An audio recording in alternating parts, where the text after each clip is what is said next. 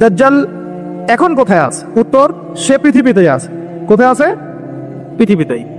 কোথায় আল্লাহ পাক রেখেছেন আমরা জানি না, কিন্তু সে যে পৃথিবীতেই আছে তা প্রমাণ তামিম দারির একটা হাদিস। তামিম দারি রাদিয়াল্লাহু আনহু একটা দ্বীপের মধ্যে দাজ্জালকে বন্দী অবস্থায় দেখেছেন। দেখে নবীর কাছে এসে বলেছেন যে আমি এটা দেখেছি। নবী সাল্লাল্লাহু আলাইহি ওয়াসাল্লাম বলেছেন, আমি তোমাদেরকে যে দাজ্জাল সম্পর্কে সতর্ক করেছিলাম এটাই সেটা, সে বের হবে অচিরেই। এবং সেদিন সে বলেছিল যে এই বাইসানের খেজুর বাগানে খেজুর থাকবে না, এখন সেখানে খেজুর নাই।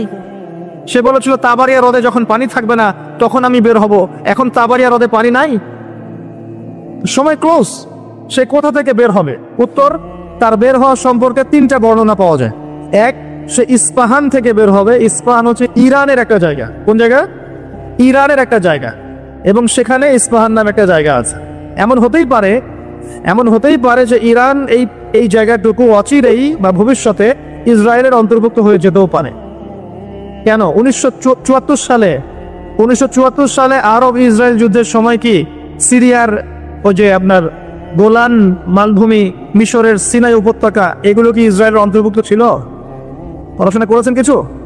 এগুলো ইসরায়েলের অন্তর্ভুক্ত ছিল না, এগুলো মিশরের এবং সিরিয়ার ছিল। মাত্র 6 দিনে সে এই আরবদেরকে পরাজিত করে ওই জায়গাগুলো দখল করে ফেলেছে। মাত্র 6 দিনে। কতদিনে? মাত্র 6 দিনও টিকতে পারে না এই মুসলিমরা তার সামনে। তো দেখুন, 6 দিনে এটা করতে পেরেছে 1974 সালেই, আর এখন তো 2022 চলছে। তো ইস্পাহানের ওই জায়গা যে ওর অন্তর্ভুক্ত হয়ে যাবে না, কে গ্যারান্টি দিবে? হতেও পারে। আর আপনারা ইরান ইসরায়েলের সম্পর্ক দাকুরাল দেখেন না? দাকুরাল সম্পর্ক কে জানে? আচ্ছা, আরেকটা বর্ণনা এসেছে সে বের হবে খোরাসান থেকে। খোরাসান মূলত এই জায়গাটুকুর মধ্যেই পড়ে যায়। আরেকটা হাদিসের মধ্যে আছে শাম এবং ইরাক, ইরাক এবং শাম। শাম মানে যে প্যালেস্টাইন, লেবানন, জর্ডান, এই পুরো জায়গাটার নাম শাম। এই অংশটুকুর মধ্য থেকে, এর মাঝখানে একটা রাস্তা থেকে দাজ্জাল মানুষের রূপে আত্মপ্রকাশ করে। তো দেখুন, সে পৃথিবীতে আসবে, 40 দিন শাসন করবে। এই 3টা জায়গার কথা এসেছে, এই 3টা জায়গার মধ্য থেকে সে বের হবে। কিভাবে হবে আল্লাহ ভালো জানেন। এবং সেটা হবে মানুষের রূপে। কার রূপে? মানুষের রূপে। সে কি হবে? সে একজন ইহুদি যুবক হবে। কি হবে? সে কোনো খ্রিস্টান হবে না, বুদ্ধিস্ট হবে না, মুসলিম হবে না, সে অন্য কোনো রিলিজন ফলো করবে না। সে একজন ইহুদি যুবক হবে, যার চুলগুলো হবে কার্লি, মানে কোকরান। কি হবে? চুলগুলো কোকরান। তার ফিজিক্যাল স্ট্রাকচার খুব শক্ত হবে, মানে স্ট্রংলি বিল্ড, খুব শক্তিশালী। এখন নবীজি বলছেন সে কাদেরকে নিয়ে বিশ্ব শাসন করবে? উত্তর, সে জিউসদেরকে নিয়ে বিশ্ব শাসন করবে। কাদেরকে নিয়ে? জিউস কারা? জিউস মানে শুধু ইহুদিরা নয়, এটা একটা ভুল ধারণা। ইহুদিদের মধ্যে এমন অনেক অর্থোডক্স ইহুদি আছে যারা প্যালেস্টাইনিদের অধিকারের পক্ষে কথা বলে, এমনও কিছু ইহুদি আছে। তাই সব ইহুদিকে আপনি খারাপ বলতে পারবেন না। কথা বুঝতে পারছেন? কিন্তু তাদের মধ্যে একটা দল আছে যাদেরকে আমরা বলি জায়োনিস্ট। তারা পশ্চিমাদের সাথে অ্যালায়েন্স করে সারা বিশ্বটাকে শাসন করছে আর কি। এই জায়োনিস্টরাই ইনশাআল্লাহ তাআলা, এটা আমার কনসেপ্ট, আমার গবেষণা, এরাই মসিহুদ দাজ্জালকে ফলো করবে ইনশাআল্লাহ, এবং তাদেরকে নিয়ে সে পুরো ওয়ার্ল্ডটাকে শাসন করবে। আর আপনি কনক্লুশন পেলেন কি? দাজ্জালের চেয়ে বড় কোনো ফিতনা নাই। সে মানুষের রূপে এখনো বের হয় নাই, কিন্তু পৃথিবীতে আছে, বের হবে। কোন কোন জায়গা থেকে তাও বলে দিলাম। পৃথিবীতে এসে সে কি করবে? এই ম্যাসাকার করবে, এবং সে তার অনুসারীদেরকে জান্নাত দিবে, যারা ফলো করবে না ওদেরকে ধ্বংস করে ফেলবে। এবং সে কাদেরকে নিয়ে শাসন করবে এটা আপনাকে দেখিয়ে দিলাম। এখন আসেন, সে যাদেরকে নিয়ে ওয়ার্ল্ডটাকে শাসন করবে তাদের দিকে তো তাকিয়ে দেখি। আজকে থেকে 100 বছর আগে এই জায়নিস্ট বা জায়নিজমের সাথে যারা জড়িত, ইহুদিদের কি কোনো থাকার জায়গা ছিল? তারা কি প্যালেস্টাইনে ছিল? তাদের কি পরনে পোশাক ছিল? তারা কি সেখান থেকে প্যালেস্টাইনিদেরকে বহিষ্কার করতে পেরেছিল? 100 বছর না, আমি আপনাকে 2000 বছরের কথা বলছি। কত বছর? 2000 বছর পর্যন্ত তারা সেখানে প্রবেশ করতে পারে নাই। আর রাসূল সাল্লাল্লাহু আলাইহি ওয়াসাল্লামের জামানা, তারপর আবু বকর সিদ্দিক, তারপর ওমর, তারপর উসমান, তারপর আলী রাদিয়াল্লাহু আনহুম, তারপর উমাইয়াদের প্রায় 90 বছর, আব্বাসীয়দের 500 বছর, ফাতেমিদের খেলাফত, কর্ডোভার ইসলামী খেলাফত, মামলুকদের শাসন, সালাউদ্দিন আইয়ুবী রাহিমাহুল্লাহর সময়, এই মুঘলদের সময়, ওসমানীয়দের সময়, কোন সময় তারা প্যালেস্টাইনে ঢুকতে পারে নাই। 1914-এ যখন ফার্স্ট ওয়ার্ল্ড ওয়ার হয়েছে, তারপর ব্রিটেন সেখান থেকে চলে গিয়ে ওদেরকে জায়গা করে দিয়েছে। ওইখান থেকে 100 বছর হয়ে গেল তারা সেখানে আরবদের নাকের ডগায় বসে পুরো আরবদেরকে না, পুরো বিশ্বকে শাসন করছে। দাজ্জালকে আপনি দেখেননি, তার অনুসারীদেরকে আপনি দেখেন। তাদের অবস্থা এখন কি? জি বলছি, যাদের থাকার জায়গা ছিল না, খাবার ছিল না, পানি ছিল না, কোনো সার্বভৌমত্ব ছিল না, কোনো রাষ্ট্র ছিল না, তারা এখন পুরো বিশ্বে শক্তিশালী। শুধু তাই নয়, যারা মিলিটারি অ্যাফেয়ার্স সম্পর্কে জানেন, যারা পলিটিক্স করেন, যারা আপনার অর্থনীতি বোঝেন, তারা আমার কথা বুঝবেন, অন্যরা হয়তো বুঝবে না। তারা সেখান থেকে সারা ওয়ার্ল্ডের ব্যাংকিং সিস্টেমগুলো নিয়ন্ত্রণ করে ফেলেছে। আপনি ওদের বাইরে যেতেই পারবেন না। এবং তারা ওদের ব্যাংকিং সিস্টেম দিয়ে সারা ওয়ার্ল্ডকে সুদখোর বানিয়েছে। সুদ ছাড়া কোনো লোন তারা দিবে না। একটা IMF এর লোনের জন্য কত চড়াই উতরাই পার করতে হয় আপনি জানেন না। ইকোনমিক্স পড়েন তাহলে বুঝবেন। এমনি এমনি দিবে না, সুদ ছাড়া তো দিবেই না। আর সুদটা আমাদের শোধ করতে হবে না, শোধ করতে হবে। তো এদের সিস্টেমটাই সুদ ভিত্তিক ইকোনমিক সিস্টেম। ফাইন্যান্সে যান, ফাইন্যান্স, পুরো ওয়ার্ল্ডের যে ফাইন্যান্সগুলো আছে এগুলো ওদের হাতে। মিডিয়াতে যান, সারা ওয়ার্ল্ডের বড় বড় মিডিয়াগুলো ওদের হাতে। আপনি পলিটিক্যাল দর্শনগুলোতে যান, পুরো ওয়ার্ল্ডে যে পলিটিক্যাল সিস্টেমগুলো চলছে এগুলো লঞ্চ ওরাই করেছে। খিলাফা নাই, ওই যে খলিফা খিলাফা এটা বাদ, এখন ওদের দর্শনগুলো চলছে। তারপরে কি, অস্ত্র শস্ত্রের দিকে যান, অস্ত্র শস্ত্র, সারা বিশ্বে যত মারণাস্ত্র, নিউক্লিয়ার ওয়েপেন্স এবং থার্মো নিউক্লিয়ার ওয়েপেন্স সবকিছু এখন ওদের কাছে। কয়টা মুসলিম কান্ট্রির কাছে নিউক্লিয়ার ওয়েপেন্স আছে বলেন? কয়টা মুসলিম কান্ট্রির কাছে আকাশ প্রতিরক্ষার ব্যবস্থা আছে, মিসাইলস আছে? উত্তর কোরিয়ার কাছে থাকলেও দেখা যায় যে তুরস্কের কাছে নাই। দেখবেন যে কি বলবো, চায়না, রাশিয়া ওদের কাছে থাকলেও আমাদের আরব কান্ট্রির কাছে নাই। তো দেখেন, ওয়ার্ল্ডকে এই জায়গা থেকে বলছেন বিশৃঙ্খলা করে না। দাজ্জালকে যদি বিশ্ব শাসন করতে হয়, আপনাকে যদি বিশ্ব শাসন করতে হয়, আমাকে যদি বিশ্ব শাসন করতে হয়, তাহলে আমাকে বিশ্বের মিডিয়া, প্রযুক্তি, ফাইন্যান্স, ইকোনমিক্স, পলিটিক্স নিয়ন্ত্রণ করতে হবে কি হবে না? সহজ কথা বলেন, হবে কি হবে না? হবে না? আপনার যদি ইকোনমিক কোনো পাওয়ার না থাকে, ডমিনেন্স না থাকে, আপনি কি সারা ওয়ার্ল্ডের ইকোনমি নিয়ন্ত্রণ করতে পারবেন? শ্রীলঙ্কা কি পারবে সারা বিশ্বের ইকোনমি নিয়ন্ত্রণ করতে? পারবে? বাট USA পারে, কারণ ডলার। কারণ কি? ডলার। বুঝতে পারছেন কথা? এই যে মালদ্বীপ, মালদ্বীপ কি পারবে সারা ওয়ার্ল্ডের মিডিয়া নিয়ন্ত্রণ করতে? পারবে? পারবে না। বাট ইসরায়েল পারবে, বাট বিকজ ওর কাছে গুগল, অ্যাপল ট্যাপল সব ওদের। তার মানে এক কথায়, ওয়ার্ল্ডকে রুল করতে হলে আপনার ওয়ার্ল্ডের বড় বড় জিনিসগুলোকে নিয়ন্ত্রণ করতে হবে না? দাজ্জাল না আসলেও তার অনুসারীরা এগুলো অলরেডি নিয়ন্ত্রণ করে ফেলছে। আমি কি এখন আপনাদেরকে বোঝাতে পারছি যে নূর বা আলো কি জিনিস? নূর অর্জন করলে আপনি এমন কিছু দেখবেন, এমন কিছু বুঝবেন যেটা সবাই বুঝবে না। কিন্তু একজন সাহাবীর নাম বলি, আনাস বিন নাজার। কি নাম? আনাস বিন নাজার রাদিয়াল্লাহু আনহু। তিনি উহুদের যুদ্ধের মাঠে কি করছেন আমি আপনাকে দেখাই। একটা গুজব ছড়িয়ে পড়েছে যে মুশরিকরা মুহাম্মদ সাল্লাল্লাহু আলাইহি ওয়াসাল্লামকে নাকি হত্যা করেছে। নাউজুবিল্লাহ। কারণ উহুদের যুদ্ধে আমাদের নবীর এখানে আঘাত লেগেছে, এই যে ভ্রুর এই নিচে কড়া ঢুকে গেছিল, একটু পায়ের মধ্যে আঘাত পেয়েছিলেন, তারপর দাঁত মোবারক শহীদ হয়ে গিয়েছিল। আব্দুল্লাহ বিন কামিয়া নামে এক লায়নাহুল্লাহ, এক মুশরিক নবীজিকে আঘাত করেছিলেন। ঠিক আছে, তো একটা গুজব ছড়িয়ে পড়েছিল যে মুশরিকরা মুহাম্মদ সাল্লাল্লাহু আলাইহি ওয়াসাল্লামকে হত্যা করেছে। নাউজুবিল্লাহ। তখন অনেক সাহাবী অস্ত্র ফেলে দিয়ে বসে যান, যে নবী নাই আমরা যুদ্ধ করে কি করব? কথা বুঝতে পারছেন? তারা হাতে হাত রেখে বসে আছে। এখন এই আনাস বিন নাদর রাদিয়াল্লাহু আনহু তিনি বলছেন, কি হয়েছে তোমাদের, সমস্যা কি? তখন সাহাবীরা বলছেন, মুহাম্মদ সাল্লাল্লাহু আলাইহি ওয়াসাল্লাম তো শহীদ হয়েছেন, ইন্তেকাল করেছেন, আমরা যুদ্ধ করে কি করব? তখন আনাস বিন নাদর রাদিয়াল্লাহু আনহু বলছেন যে মুহাম্মদ সাল্লাল্লাহু আলাইহি ওয়াসাল্লাম যদি নিহত হয়ে থাকেন, তাহলে আমরা আর বেঁচে থেকে কি করব? চলো আমরা যুদ্ধ করে শহীদ হয়ে যাই, আমরা এখানে বেঁচে থেকে কি করব? তখন তিনি ছুটছেন ঘোড়া নিয়ে। আর সাদ বিন মুয়াজ নামে একজন সাহাবী। কোন সাহাবী? সাদ বিন মুয়াজ। এই সাহাবী বলছেন যে তুমি কোথায় ছুটছো? তখন আনাস বিন নাদর রাদিয়াল্লাহু আনহু বলছেন, আল্লাহর কসম করে বলছি, আমি উহুদ পাহাড়ের পিছন থেকে জান্নাতের ঘ্রাণ পাচ্ছি। কে বলছে এই কথা? আনাস বিন নাদর রাদিয়াল্লাহু আনহু। তিনি ছুটে গেলেন, গিয়ে বীর বিক্রমে যুদ্ধ করলেন। পরে তিনি যখন শহীদ হয়েছেন, তার লাশটাকে চেনাই যাচ্ছে না। তার লাশের মধ্যে 80টার বেশি তরবারের আঘাত ছিল। কতটা? পরে হাতের নখ, তার বোন যুদ্ধ শেষে হাতের নখ দেখে তাকে শনাক্ত করেছেন, ইনি আনাস বিন নাদর রাদিয়াল্লাহু আনহু। সবাই সবকিছু দেখবে না, সবাই সবকিছু শুনবে না। আল্লাহ পাক যাদেরকে নূর দিবেন আল্লাহর পক্ষ থেকে, তারা অনেক কিছুই দেখবে যেটা অন্যরা বুঝতে পারবে না। আমি দেখালাম শেষ সশরীরে এখনো বের হয় নাই, তাতে কি হয়েছে? তার অনুসারীরা কিন্তু সারা ওয়ার্ল্ডে এখন শক্তিশালী হয়ে গেছে, এবং এটা বিশ্বে প্রথমবারই হয়েছে। এর আগে কখনো হয়নি এমনটা। বরং বিশ্বে শতাব্দীর পর শতাব্দী ইহুদি খ্রিস্টানদের মধ্যে কোনো বন্ধুত্ব ছিল না, বরং এরা একে অপরের শত্রুই ছিল। 1800 শতাব্দীতে এসে 1897-এর দিকে এসে এরা এই মুভমেন্ট ফর্ম করে বিশ্বে এগিয়ে গেছে। তো ওরা যখন এত শক্তিশালী হয়েছে, আমরা এই সময় কি করছিলাম ভাই? আমরা ওই সময় আমাদের অটোম্যান খেলাফত হারিয়ে বেড়েছিলাম, প্রত্যেকটা মুসলিম কান্ট্রির মধ্যে ফাসাদ লাগিয়ে দেওয়া হয়েছিল, আমাদের আধ্যাত্মিকত্ব কমে গেছে, নামাজ ছেড়ে দিয়েছে অনেকেই, কোরআন থেকে দূরে সরে আসছি, সুন্নাহ থেকে দূরে সরে আসছি। হ্যাঁ, ইখতিলাফি মাসআলাগুলো কিনা আমরা আপোষে তর্কে লিপ্ত আছি, পলিটিক্যালি এবং ধর্মতাত্ত্বিকভাবে আমরা একে অপরের সাথে লড়াই করছি। আমরা আমাদের অরিজিনাল এনিমিদেরকে ফাইন্ড আউট করতে এখনো পারি নাই। আমরা আমাদের জীবনের লক্ষ্যটাই অনেকে বুঝতে পারি নাই, কি কারণে আমরা পৃথিবীতে এসেছি। তো শুধু হালুয়া রুটি আর সেমাই খেলে কি হবে? ওয়ার্ল্ড অ্যাফেয়ার্সটা বুঝতে হবে, কোরআন সুন্নাহ দিয়ে আমাকে ডিল করতে হবে। এখন প্রশ্ন হচ্ছে, এই বিষয়টা কি চিরস্থায়ী হবে? উত্তর না। মুসলিমদের উপরে যে ডমিনেন্স এবং আমাদের ব্যাকফুট চলে আসা, এটা কিন্তু চিরস্থায়ী হবে না ইনশাআল্লাহ। ইনশাআল্লাহ তাআলা অচিরে আল্লাহ রাব্বুল আলামিন মুসলিমদের এই দুরবস্থাগুলো কাটিয়ে ফেলবেন ইনশাআল্লাহ। মুসলিমদেরকে আল্লাহ পাক ইমামুল মাহদীর নেতৃত্ব দিবেন, ঈসা ইবনে মারইয়ামকে আল্লাহ পাক আবার পাঠাবেন এবং তাদের হাতে আবারও ইনশাআল্লাহ তাআলা এই প্যালেস্টাইন মুক্ত হবে ইনশাআল্লাহ। শুধু তাই নয়, সেখান থেকে নবী ঈসা ইবনে মারইয়াম সারা বিশ্বে ইসলাম প্রতিষ্ঠা করবেন ইনশাআল্লাহ।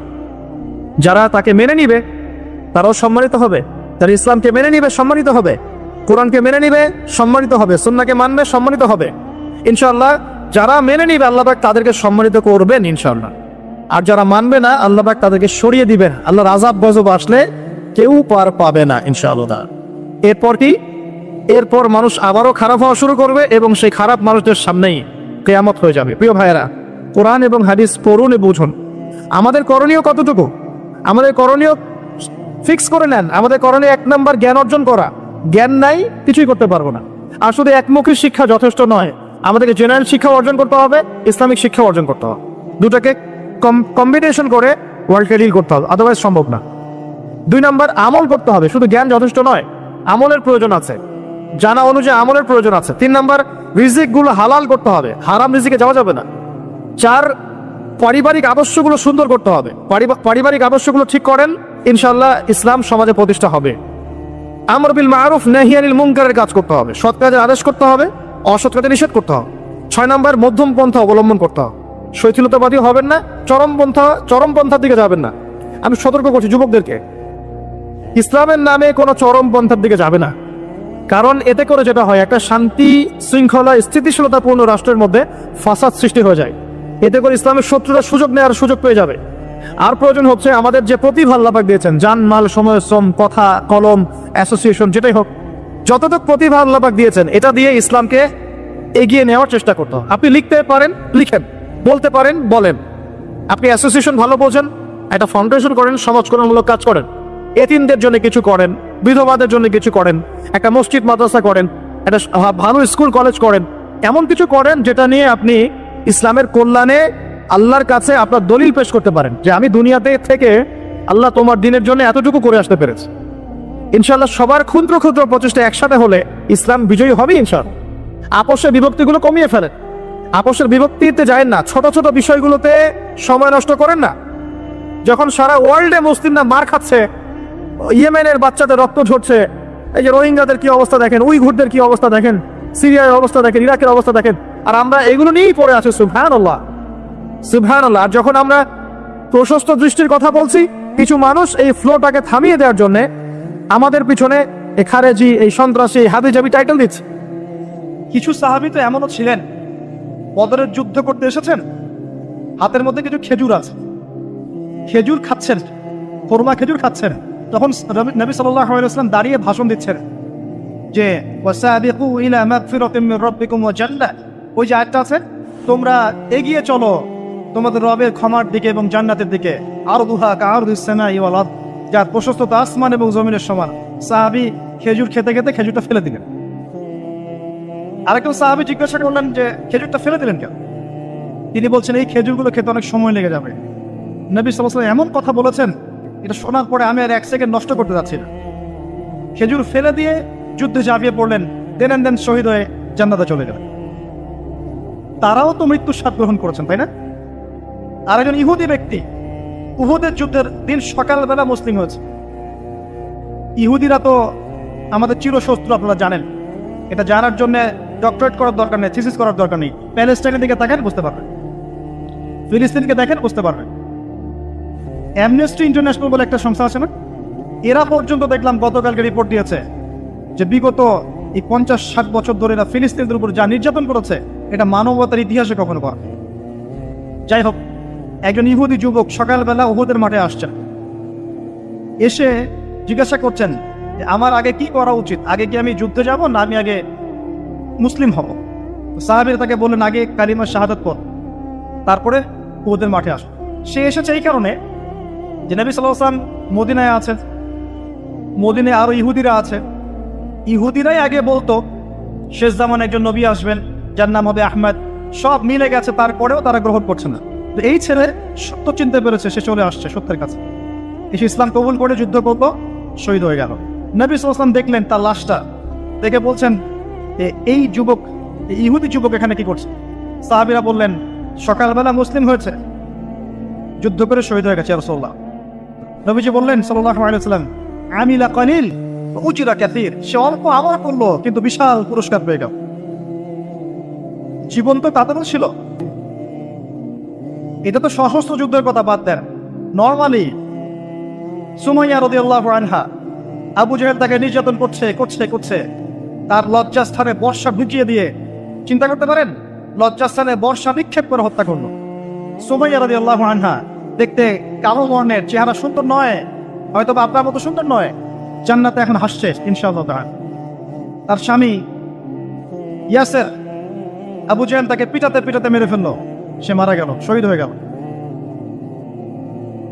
অনেক ওলামায়ে কেরামকে, ইমাম, মুজতাহিদ, মুহাদ্দিস দেখবেন সারাটা জীবন এত মেহনত করেছেন দ্বীনের জন্য, বিয়ে শাদী করার সময় পান নাই, এমনও আছেন ইমাম এবং মুহাদ্দিস। জীবন তো তাদেরও ছিল। শুধু সাহাবী কেন, তাবেঈদের দিকে তাকান, তাবেঈন তাকান, আমাদের চার ইমামের দিকে তাকান। আবু হানিফা রাহিমাহুল্লাহ শেষ বয়সে জেলখানায়, কথিত আছে বিষ প্রয়োগে তাকে হত্যা করা হয়েছে। তার টাকা অভাব ছিল না, তিনি কিন্তু আমার মতো হতদরিদ্র ছিলেন না। আল্লাহ পাক তাকে সম্পদও দিয়েছিলেন, সমস্ত সম্পদ বিলিয়ে দিয়েছেন দ্বীনের জন্য। ইমাম শাফিঈ রাহিমাহুল্লাহ তার দিকে তাকান, আহমদ বিন হাম্বল রাহিমাহুল্লাহ তার দিকে তাকান, তাকে পিটানো হচ্ছে আর বাগদাদের রাস্তায় ধরা হচ্ছে, কারণ সমাজের মানুষ ফতোয়া দিয়েছে একটা, তিনি ফতোয়া দিয়েছেন আরেকটা। ওই যে হিল্লা প্রথা আর ঠিকা বিবাহ নিয়ে তিনি বলছেন ই'লামু ইয়া আহলা বাগদাদ, হে বাগদাদের মানুষরা জেনে রাখো যে আমি কোশ্চেন কেনেও এই প্রথাকে জায়েজ করলাম না, তোমরা চিনে রাখো যে আমার নাম আহমদ। জীবন তাদেরও ছিল। ইমাম মালিক রাহিমাহুল্লাহ, তাকে এত মার দেওয়া হয়েছিল, হাত বাঁধতে পারতেন না নামাজের মতো, নামাজে হাত বাঁধতে পারতেন না। সাহাবীদের থেকে নেন, তাবেঈ থেকে নেন, তাবেঈ থেকে নেন, মুজতাহিদ ইমাম থেকে নেন, দুনিয়ার জীবন তারাও কিন্তু ভোগ করেছেন আর আমরাও ভোগ করছি। আমাদের ভোগের সিস্টেমটা দেখেন, তাদের ভোগের সিস্টেমটা দেখেন।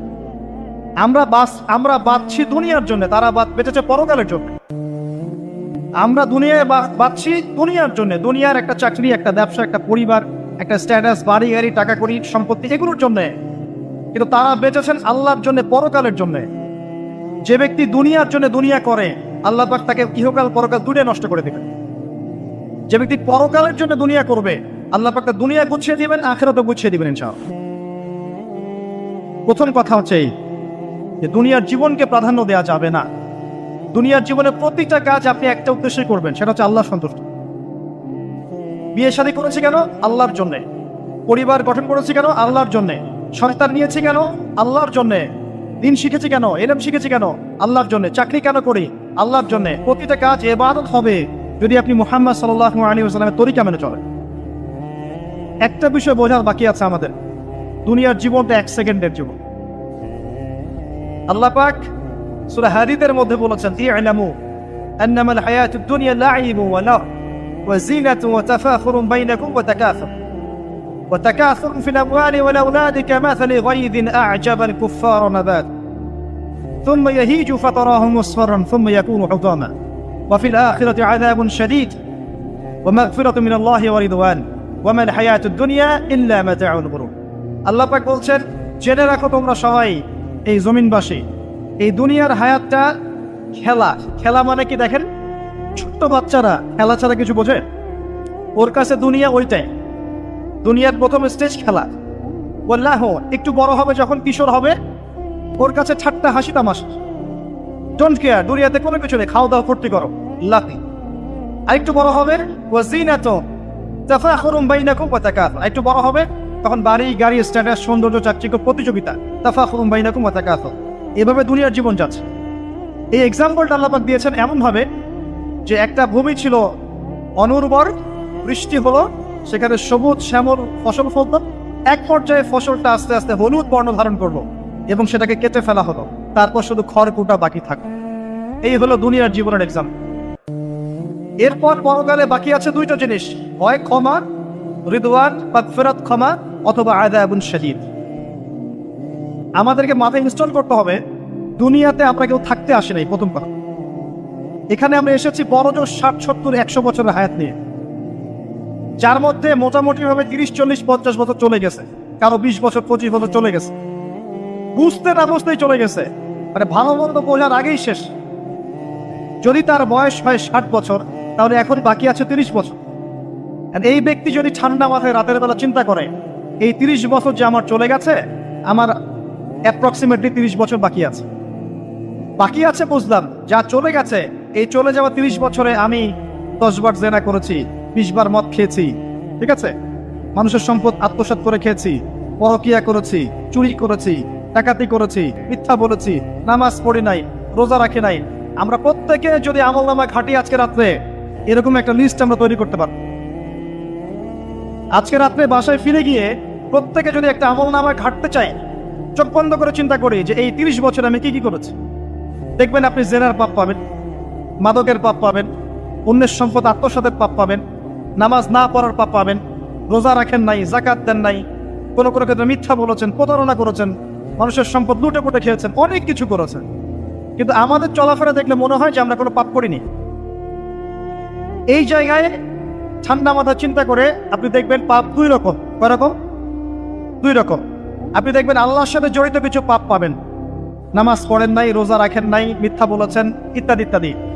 কিছু পাপ পাবেন আল্লাহর সাথে জড়িত, কিছু পাবেন মানুষের সাথে জড়িত। আল্লাহর সাথে জড়িত পাপগুলো ক্ষমা নেওয়া খুব সহজ। ওযু করে এসে 2 রাকাত নামাজ পড়ে চোখের জল ফেলে দিয়ে, চোখের পানি ফেলে দিয়ে আল্লাহর কাছে হাত তুলে খালি যদি বলে আল্লাহুম্মা আনতা রাব্বি, বলেন আল্লাহুম্মা আনতা রাব্বি লা ইলাহা ইল্লা আনতা খলাকতানি আনা আবদুক ওয়া আনা আলা আহদিক ওয়া ওয়া'দিকা মাস্তাতা'তু আউযু বিকা মিন শাররি মা সানা'তু আবু'ু লাকা বিনি'মাতিকা আলাইয়া ওয়া আবু'ু বিযানবি ফাগফিরলি ফাইন্নাহু লা ইয়াগফিরু যুনুবা ইল্লা আনতা। এটা না পারেন, অ্যাটলিস্ট আস্তাগফিরুল্লাহাল্লাযী লা ইলাহা ইল্লা হুয়াল হাইয়ুল কাইয়ুম 3 বার চোখের পানি ফেলে দেন, আল্লাহর কাছে ওয়াদা করেন আল্লাহ যা করেছি ছেড়ে দিব, আগামী যতদিন বেঁচে থাকবো কোরআন এবং সুন্নাহর বাইরে এক চুল যাব না ইনশাআল্লাহ। এবং আগামী দিনগুলোতে আল্লাহ পাক তোমার আদেশ যখন যেভাবে আসবে আমি পালন করবো ইনশাআল্লাহ। কুরআনুল কারীমের সূরাতুন নাহল এর 89 নম্বর আয়াতে বলেছেন, আউযু বিল্লাহি মিনাশ শাইতানির রাজীম ওয়া নাযালনা আলাইকাল কিতাব তিবয়ানান লিকুল্লি শাই ওয়া হুদাও ওয়া রাহমাতান ওয়া বুশরা লিল মুসলিমিন। আমি এই আয়াতটা থেকে আজকের আলোচনা শুরু করছি।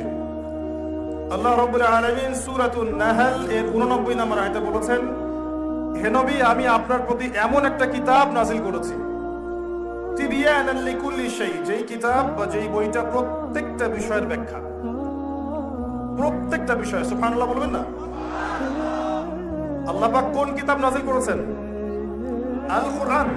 আল্লাহ পাক বলছেন এই কোরআন তিবয়ানান লিকুল্লি শাই, প্রত্যেকটা বিষয়ের ব্যাখ্যা, ওয়া হুদান, এবং এটা হচ্ছে হেদায়েত, গাইডেন্স, ওয়া রাহমাতান, এবং এটা হচ্ছে দয়া, অনুগ্রহ, ওয়া বুশরা লিল মুসলিমিন, এটা মুসলিমদের জন্য সুসংবাদ। সুবহানাল্লাহ বলবেন না? আল্লাহ পাক বলছেন, হে নবী, আমি আপনার কাছে এমন একটা বই নাযিল করেছি যেই বইটা প্রত্যেকটা বিষয়ের ব্যাখ্যা। প্রত্যেকটা বিষয় বলতে কি আসে? আপনার ইবাদত বন্দেগীর জীবন, আপনার জিকির আজকার, আপনার লাইফস্টাইল, আপনার পরিবার, আপনার ইকোনমিক সেকশন, আপনার সামাজিক সেকশন, আপনার ওয়ার্ল্ড অ্যাফেয়ার্স, প্রতিটা বিষয়ের ব্যাখ্যা আল্লাহ পাক কোরআনে নাযিল করেছেন। এটা বিশ্বাস করেন? আলহামদুলিল্লাহ। আল্লাহ পাক অন্য সূরায় বলেছেন, সূরা কাহফের মধ্যে বলেছেন আল্লাহ পাক 54 নম্বর আয়াতে, ওয়ালাকাদ সাররাফনা ফি হাযাল কুরআন লিন-নাস মিন কুল্লি মাসাল, আমি এই কোরআনের মধ্যে মানব জাতির জন্য প্রতিটা বিষয়কে ব্যাখ্যা করেছি। সুবহানাল্লাহ। وكان الإنسان أكثر شيء جدلا أكثر شيء جدلا কিন্তু মানুষ বেশিরভাগ বিষয়ে বিতর্ক করতে বেশি পছন্দ করে। আল্লাহ বলছেন আমি কোরআনে মানব জাতির জন্য প্রতিটা বিষয়ে ব্যাখ্যা করেছি, কিন্তু মানুষ বিতর্ক করতে বেশি পছন্দ করে। সূরা বাকারার প্রথমে গিয়ে দেখবেন যালিকাল কিতাব লা রাইবা ফি, এটা এমন একটা কিতাব যে বিষয়ে কোনো সন্দেহ নাই। কোরআনে অসংখ্য আয়াত আছে যেখানে আল্লাহ পাক বলেছেন আমি কোরআনকে নাজিল করেছি যার মধ্যে আপনি প্রতিটা বিষয়ের সমাধান পাবেন ইনশাআল্লাহ। এই আকীদা কি বিশ্বাস করেন কোরআনে প্রত্যেকটা বিষয়ের সমাধান আছে? আচ্ছা, এখন একজন মুসলিম হিসেবে এই কোরআনের সাথে আমাদের আচরণটা কেমন হওয়া উচিত? আর তার আগে আমাকে জানতে হবে কোরআন শব্দের অর্থটা কি। কোরআন শব্দের অর্থ কি কে বলতে পারবেন? নিত্য পঠিতব্য, যে বইটা নিয়মিত চর্চা করা হয়, পড়া হয়, এর নাম কি? আল কোরআন। একটা কথা বলে রাখি, আল্লাহ পাক যখন তাওরাত নাজিল করেছিলেন তখন তাওরাতই ছিল সত্য মিথ্যা ন্যায় অন্যায়ের একমাত্র মানদণ্ড, ঠিক আছে? এবং তাওরাতের ফলোয়ার্স যারা ছিলেন তারা কিন্তু মুসলিম ছিলেন, তাই নয় কি? আল্লাহর কাছে আত্মসমর্পণকারী ছিলেন, তারা মুসলিম ছিলেন। আল্লাহ পাক এরপর জাবুর নাজিল করলেন। তৎকালীন সময়ে জাবুরই ছিল সত্য মিথ্যা ন্যায় অন্যায়ের একমাত্র মানদণ্ড, তাই নয় কি? এবং জাবুর যারা ফলো করতেন তারা মুসলিম ছিলেন। আল্লাহ পাক এরপর ইনজিল নাজিল করলেন। তখন ইনজিলই ছিল ন্যায় অন্যায় সত্য মিথ্যার একমাত্র চূড়ান্ত মানদণ্ড, তাই নয় কি? এবং ইনজিল যারা ফলো করতেন তারা ছিলেন তৎকালীন সময়কার মুসলিম। সর্বশেষ নবী মুহাম্মদ সাল্লাল্লাহু আলাইহি ওয়াসাল্লাম এবং তার কাছে নাজিল করা হয়েছে আল কোরআন এবং তার ব্যাখ্যা হাদিস। এখন কিয়ামত পর্যন্ত কোরআন এবং হাদিসগুলোর বাইরে ন্যায় অন্যায় সত্য মিথ্যা হক বাতিলের কোনো মানদণ্ড আছে? কথা কি বোঝা যায়? কিয়ামত পর্যন্ত সত্য মিথ্যা ন্যায় অন্যায়ের কোনো মানদণ্ড আছে? নাই। এই কোরআন নাজিল করা হয়েছে কি শুধু মুসলিমদের জন্য? শুধু মুসলিমদের জন্য নাকি পুরো মানব জাতির জন্য? আল কোরআন কি একটা নির্দিষ্ট সময়ের জন্য না কিয়ামত পর্যন্ত? আমাদের নবী সাল্লাল্লাহু আলাইহি ওয়াসাল্লাম শুধু কি আমাদের নবী না সবার নবী?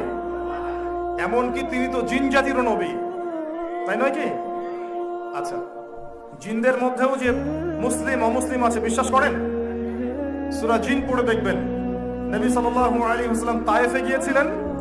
উদ্দেশ্য ছিল সেখানে দাওয়াতি কাজ করা। সেখানে তিনজন বড় বড় গোত্র নেতা ছিল, আব্দে ইয়ালাইল, আব্দে মাসউদ, হাবিব বিন আমর, তিনজন। তিনি দাওয়াত দিতে গেলেন কারণ মক্কার পরিবেশ সংকীর্ণ হয়ে গিয়েছিল। তায়েফে দাওয়াত দিতে গেলেন। তায়েফবাসী দাওয়াত কবুল করলো না, বরং নবী সাল্লাল্লাহু আলাইহি ওয়াসাল্লামকে মেরে রক্তাক্ত করলো। হাদিসে এসেছে এবং সিরাতের বইগুলোতে এসেছে রক্ত দিয়ে তার যে জুতার পাটা আটকে গিয়েছিল রক্ত দিয়ে। আমাদের নবী মুহাম্মদ সাল্লাল্লাহু আলাইহি ওয়াসাল্লাম এরপর তিনি নাখলা উপত্যকায় এসেছিলেন। তায়েফ থেকে ব্যাক হয়ে নাখলা উপত্যকায় এসেছিলেন। যখন নাখলা উপত্যকায় তিনি সালাত আদায় করছেন তখন জিনদের একটা দল কোরআন শুনতে পেল, সুবহানাল্লাহ, এবং কোরআন শুনে তারা মুসলিম হয়ে গেল। জিনদের মধ্যেও কিন্তু মুসলিম অমুসলিম আছে। এখানে একটা বিষয় বলি, বর্তমান পশ্চিমা সভ্যতার আদর্শে যে দর্শনগুলো গড়ে উঠেছে এই দর্শনগুলো কিন্তু জিনে বিশ্বাস করে না, করে তারা এলিয়েনে বিশ্বাস করে। কিসে বিশ্বাস করে? তাদের জ্ঞানতাত্ত্বিক একটা এপিস্টিমোলজি আছে বা জ্ঞানতত্ত্ব আছে যে পরীক্ষা নিরীক্ষা যুক্তি দর্শন বিজ্ঞান দিয়ে যদি আপনি ল্যাবে প্রমাণ করতে না পারেন সেটা জ্ঞান নয়। এটা ওদের দর্শন। আর আমি ফিলোসফি ছাত্র, আমার চেয়ে বেটার এগুলো আপনি পড়েন নেই। পরীক্ষা নিরীক্ষা যুক্তি দর্শন বিজ্ঞান এগুলো দিয়ে যেটাকে আপনি প্রমাণ করতে পারবেন সেটা হচ্ছে জ্ঞান, সেটা সত্য গ্রহণীয়। আর যদি এগুলো দিয়ে প্রমাণ করতে না পারেন সেটার কোনো অস্তিত্ব নাই, এটা ওদের দর্শন। এই কারণেই আল্লাহ আপনি ল্যাবে প্রমাণ করতে পারবেন, মালায়েকা ফেরেশতা ল্যাবে প্রমাণ করতে পারবেন, পরীক্ষা নিরীক্ষা যুক্তি দিয়ে বিজ্ঞান দর্শন দিয়ে পারবেন। রূহ বা আত্মা প্রমাণ করতে পারবেন, পরকালের জীবন প্রমাণ করতে পারবেন, কবরের আযাব, জাহান্নামের আগুন, জান্নাত, মিজান, পুলসিরাত, সত্য স্বপ্ন কিচ্ছু আপনি ল্যাবে প্রমাণ করতে পারবেন না। এই কারণে তারা এগুলোতে বিশ্বাস করছে না। কারণ তাদের জ্ঞান তত্ত্ব হচ্ছে এগুলো দিয়ে যদি প্রমাণিত না হয় ততক্ষণ পর্যন্ত এটা জ্ঞান নয়। এই কারণে ওরা হচ্ছে চাক্ষুষ জ্ঞানে বিশ্বাস করে, গায়েবে বিশ্বাস করে না। আর আমাদের বিশ্বাসের পিলার কি? আল্লাযীনা ইউমিনুনা বিল গায়বি, মুত্তাকি কারা? যারা গায়েবে বিশ্বাস করে। আপনি খেয়াল করে দেখেন আপনার ঈমানের 6 পিলার, আল্লাহ, মালায়েকা, ওয়া কুতুবিহি ওয়া রুসুলিহি ওয়াল ইয়াউমিল আখির ওয়াল কদরি খাইরি ওয়া শাররি, সবগুলো গায়েব নয়? সব অদৃশ্য। দেখেছেন কখনো আল্লাহকে? দেখেছেন? মালায়েকা দেখেছেন? আসমানি কিতাবগুলো দেখেছেন?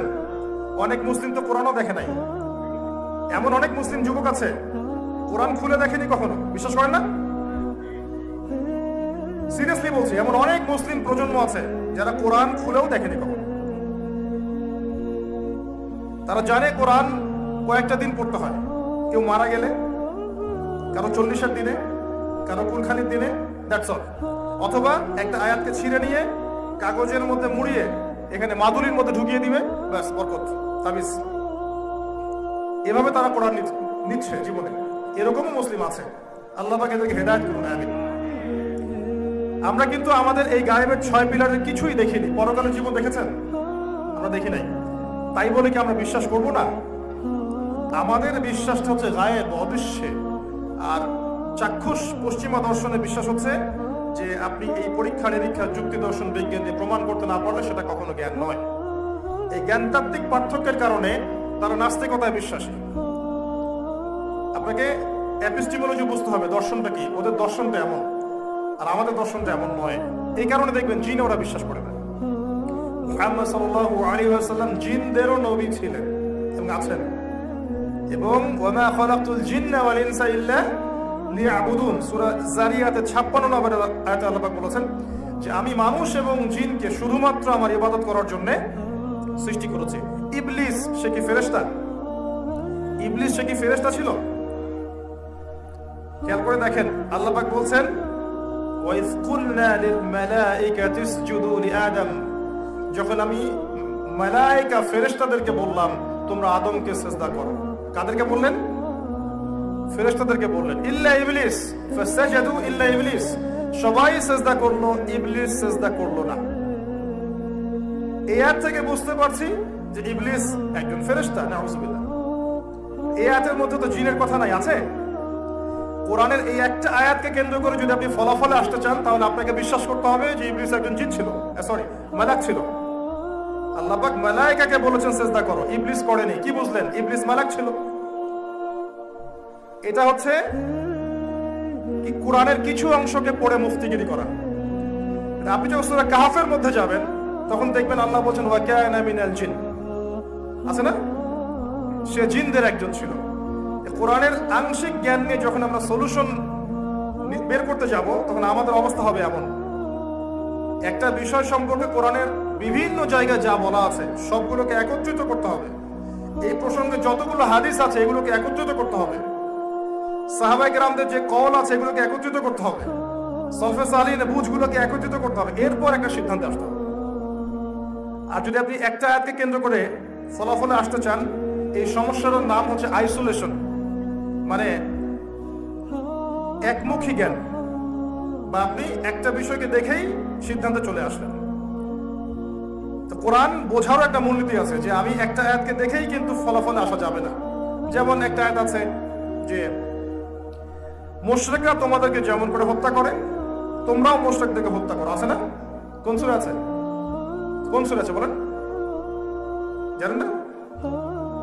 এমনি তো ভাই আল কোরআনের আলো ঘরে ঘরে চলবে না।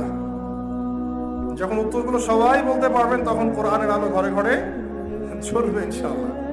সূরা তাওবায় আছে ওয়াকাতিলুল মুশরিকিনা কাফা কামা ইউকাতিলুনাকুম কাফা। এখন কেউ যদি এই একটা আয়াতকে দেখে সিদ্ধান্তে আসতে চায় তাহলে কি হবে? ইসলামের নামে জঙ্গিবাদ ছড়াবে। সিম্পল কথা, বুঝতে পারছেন? সে দেখবে হ্যাঁ মুশরিকদেরকে যেখানে পাও সেখানে হত্যা করতে বলা হয়েছে, অতএব এটা আমাকে করতে হবে। কিন্তু পুরো কোরআন যদি সে পড়তো তাহলে বুঝতো এটা একটা নির্দিষ্ট প্রেক্ষাপটের আয়াত ছিল। এটা একটা নির্দিষ্ট প্রেক্ষাপটের আয়াত ছিল, যেই প্রেক্ষাপটে এটা প্রযোজ্য ছিল। এটাকে বলে আইসোলেশন। একটা আয়াতকে দেখেই সলিউশনে চলে আসে। আমার আলোচনার কিছু কিছু বিষয় হয়তো কঠিন মনে হচ্ছে, আস্তে আস্তে সহজ হয়ে যাবে ইনশাআল্লাহ। আমি বোঝাতে চাচ্ছি যে আল্লাহ পাক কোরআনুল কারীমের মধ্যে প্রতিটা বিষয়ের সমাধান নাজিল করেছেন। এখন কোরআন কেন্দ্রিক আমাদের কিছু কাজ আছে। এই কোরআনের শাব্দিক অর্থ হচ্ছে নিত্য পঠিতব্য বই, যেটা নিয়মিত পড়া হয়। কিন্তু কোরআনের সাথে মুসলিমদের আচরণের ক্ষেত্রে আরো কিছু কাজ আমাকে নিয়ে আসতে হবে। সেই কাজগুলো কি কি আমরা সেগুলো আলোচনা করবো ইনশাআল্লাহ। তার আগে আমরা যে বিষয়গুলো বুঝলাম যে জ্ঞান তত্ত্ব ঠিক করতে হবে। আমরা আল্লাহ পাকের গায়েবে বিশ্বাস করি, আর গায়েবের বিষয়গুলো আল্লাহ পাক সর্বাধিক জ্ঞাত। এগুলোর ব্যাখ্যা কি? সমস্ত ব্যাখ্যা আল্লাহ পাক মানুষকে শেখান নাই।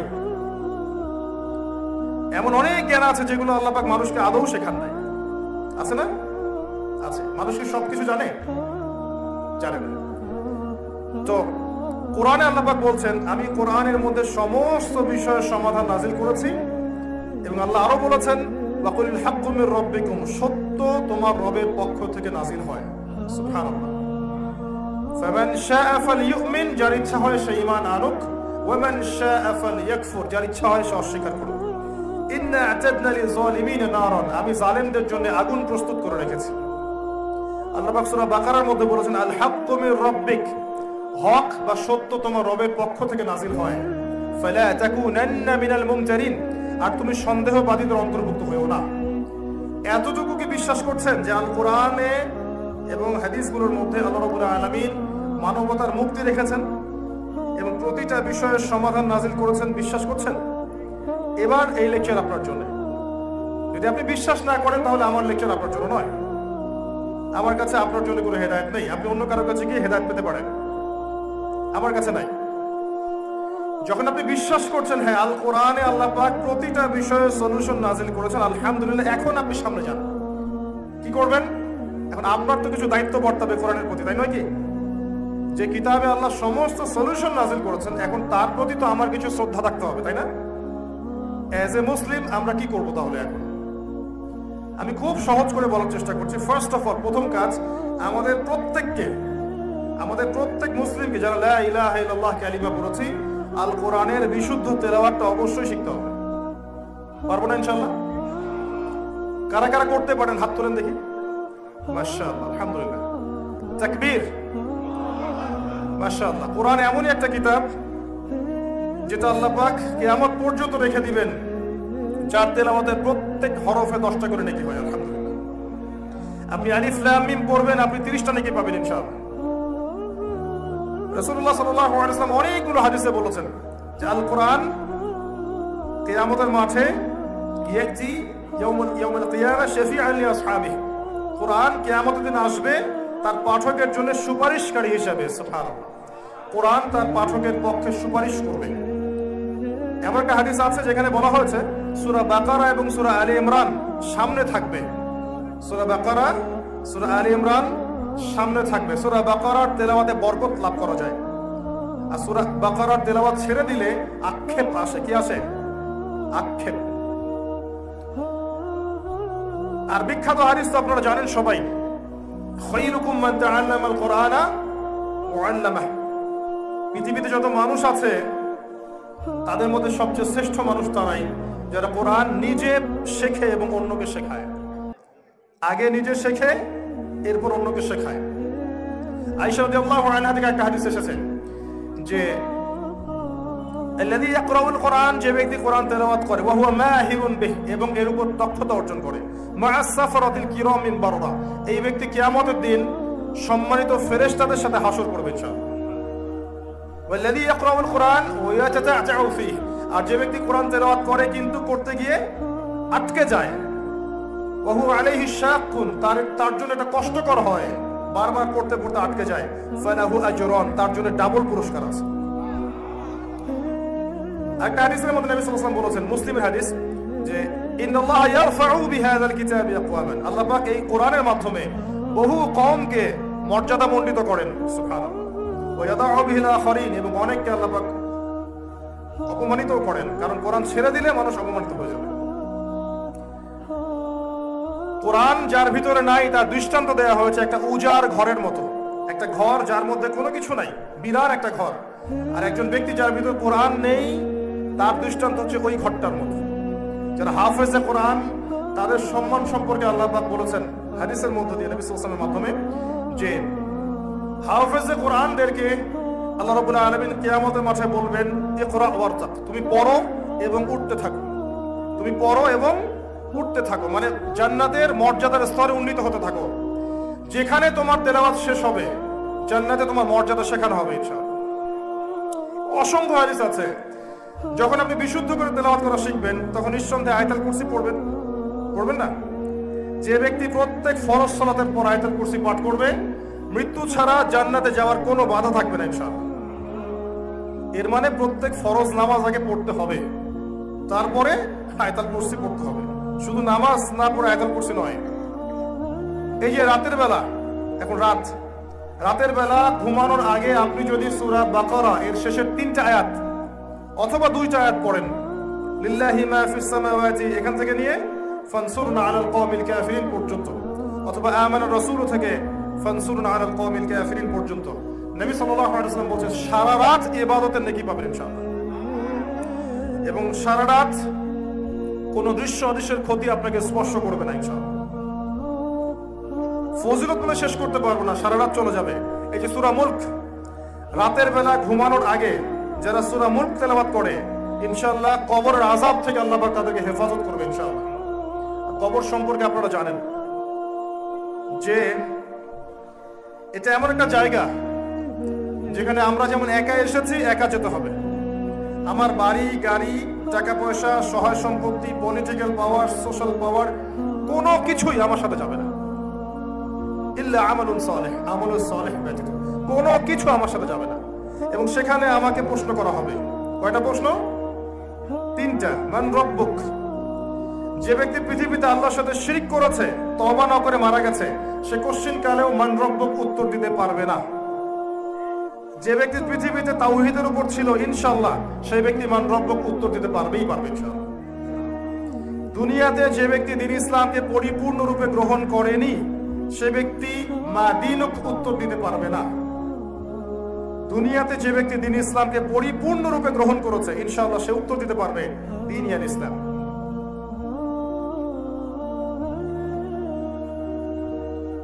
যদি আল্লাহ পাক মনের মধ্যে খুলুসিয়াত দেখেন যে তাওবাতান নাসুহা করছে, মন থেকে তওবা করছে, আল্লাহ পাক আপনার সমস্ত গুনাহগুলোকে নেকিতে কনভার্ট করতে পারবেন। আল্লাহ পাক শুধু গুনাহ মাফ করবেন তা নয়, আল্লাহ পাক গুনাহগুলোকে নেকি দিয়ে পরিবর্তন করতে পারেন। আমি দলিল দিচ্ছি, ইল্লা মান তাবা, সূরা ফুরকান পড়ে দেখেন, তারা ব্যতীত যারা তওবা করলো, ওয়া আমানা ওয়া আমিলা আমালান সালিহা, এবং যারা ঈমান এনেছে এবং সৎ আমল করলো, উলাইকা ইউবাদদিলুল্লাহু সাইয়্যাতিহিম হাসানাত, আল্লাহ পাক এইসব মানুষের গুনাহগুলোকে নেকি দিয়ে পরিবর্তন করে দিবেন ইনশাআল্লাহ। আমাদের নবী মুহাম্মদ সাল্লাল্লাহু আলাইহি ওয়াসাল্লাম দিনে 70 বার, কোন বর্ণনায় এসেছে 100 বার তওবা করতেন। 100 বার বলতেন আস্তাগফিরুল্লাহ ওয়া আতুবু ইলাইহি, আস্তাগফিরুল্লাহ ওয়া আতুবু ইলাইহি। যার আগের কোনো পাপ নাই, পিছনের কোনো পাপ নাই, দিনে 100 বার তওবা করতেন। আমরা একটা রাত এভাবে চিন্তা করেছি যে আমার পাপ কি? আজকে রাতে গিয়ে চিন্তা করেন, দেখবেন আপনি একটা পাপে পরিপূর্ণ একটা আমল নামা পাবেন। এবার আপনি চিন্তা করেন যে আপনি যদি আগামী 30 বছর বাঁচেন বা 40 বছর বাঁচেন, এই সময়টাকে আপনি কিভাবে মূল্যায়ন করতে চান? প্রথম একটা মূলনীতি বলেছে দুনিয়ার জীবনকে প্রাধান্য দেয়া যাবে না। ওয়ামা হাদিহিল হায়াতুদ দুনিয়া ইল্লা মাতাউল গুরুর, সম্পূর্ণ মরীচিকা। মরীচিকা দেখেছেন? দুনিয়ার জীবন যে কি জিনিস যারা আল্লাহর পথে পরীক্ষার সম্মুখীন হয়েছে ওরা জানে, মানে কিচ্ছু না, মানে মুহূর্তে আল্লাহ পাক ইহকাল পরকালের ফয়সালা করে ফেলবে। আমরাও বুঝবো, এটা আমরা বুঝবো না এমন নয়। ইয়াং ছেলে রাস্তায় যাচ্ছে, বাইক নিয়ে খুব দাবরানি দিচ্ছে, আছে না? হঠাৎ অ্যাক্সিডেন্ট, ডেড, স্পট ডেড। এটা দুনিয়ার জীবন। তার সারা জীবন দুনিয়ার পিছনে ছুটেছে, শেষ বয়সে হতাশ, কিছুই পেলাম না। পাবে না, কারণ আল্লাহর পথে না চললে শেষ বয়সে কেউ কিছু পাবেন না। যন্ত্রণা, হতাশা, গ্লানি ছাড়া তখন দেখবেন আত্মহত্যা করে শেষ। একটা কথা বলছিলাম যে আপনি চলার পথে কোরআন সুন্নাহর প্রতিকূলে আমল, আকীদা, মানহাজ, মুআমালাত এগুলো দেখলে কি করবেন? কোরআন সুন্নাহকে অগ্রাধিকার দিবেন নাকি চলমান বিষয়কে অগ্রাধিকার দিবেন? ইবাদত করতে এসে দেখছেন আমলের নামে বেদাত চলছে, কি করবেন? বেদাতীদের সাথে আপোষ করবেন না কোরআন সুন্নায় ফিরে আসবেন? আপনি তাওহীদের ক্ষেত্রে দেখছেন মানুষ ইসলামের নামে শিরক করছে। এখন আপনি কি সংখ্যাগরিষ্ঠ মানুষকে অগ্রাধিকার দিবেন না কোরআন সুন্নাহর কাছে আসবেন? অর্থনৈতিক জীবনে গিয়ে দেখছেন মানুষ বেশিরভাগই হারাম রিজিক খাচ্ছে। এখন আমি যদি বলি যে দুনিয়ার জীবনে টিকে থাকতে হলে আমাকে এগুলোতে গায়ে আপোষ করে চলতেই হচ্ছে, তাহলে কিন্তু কোশ্চিন কালেও কোরআন সুন্নাহকে প্রাধান্য দেওয়া হলো না। তখন আপনি কি করবেন? পরিবার চালাতে গিয়ে দেখছেন যে পরিবারের বেশিরভাগ লোক আপনার কথা শোনেন। আপনি কোরআন এবং সুন্নাহকে দিয়ে পরিবার চালাতে চান, তারা পশ্চিমা সংস্কৃতি দিয়ে পরিবার চালাতে চান, হিন্দি সিরিয়াল দিয়ে, গান বাজনা, টুগি তবলা, এগুলো দিয়ে। বেনামাজি, নামাজ রোজার খবর নাই, তালিম নাই, ইসলামিক নৈতিকতা নাই, কিচ্ছু নাই, জীবনের কোনো উদ্দেশ্যই নাই। এরকম পরিবার নিয়ে আপনি চলছেন করবেন, কাকে প্রাধান্য দিবেন?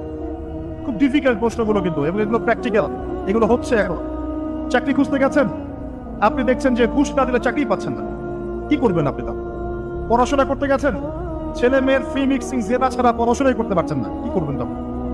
ইউনিভার্সিটিতে গেছেন, ইউনিভার্সিটির পরিবেশগুলো দেখছেন ইসলাম কোথায় আর ইউনিভার্সিটি কোথায়, কি করবেন আপনি তখন?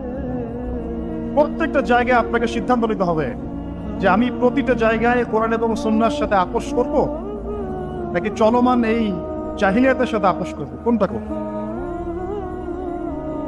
বিশ্বাস করেন, যখন আপনি মনের মধ্যে এই চেতনা লালন করতে পারবেন এবং আল্লাহ আপনাকে হেদায়েত দিবেন যে হ্যাঁ কোরআন সুন্নাহই সমস্ত সমস্যার সমাধান, এবং এর মধ্যে আল্লাহ পাক প্রতিটা বিষয়ের সলিউশন নাজিল করেছেন, আপনি মেনে নেবেন, চলবেন, তখন আপনি বাধা পাবেন, প্রচুর বাধা পাবেন।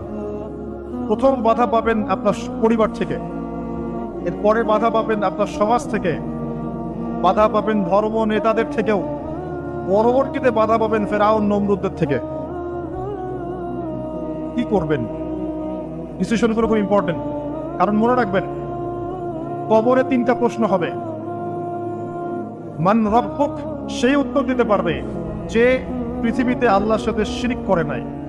সিম্পল, যে তাওহীদের উপর ছিল, শিরক করেনি, উত্তর দিতে পারবে ইনশাআল্লাহ রব্বি আল্লাহ। পৃথিবীতে যে আল্লাহর সাথে শিরক করেছে সে কোশ্চিন কারে উত্তর দিতে পারবে।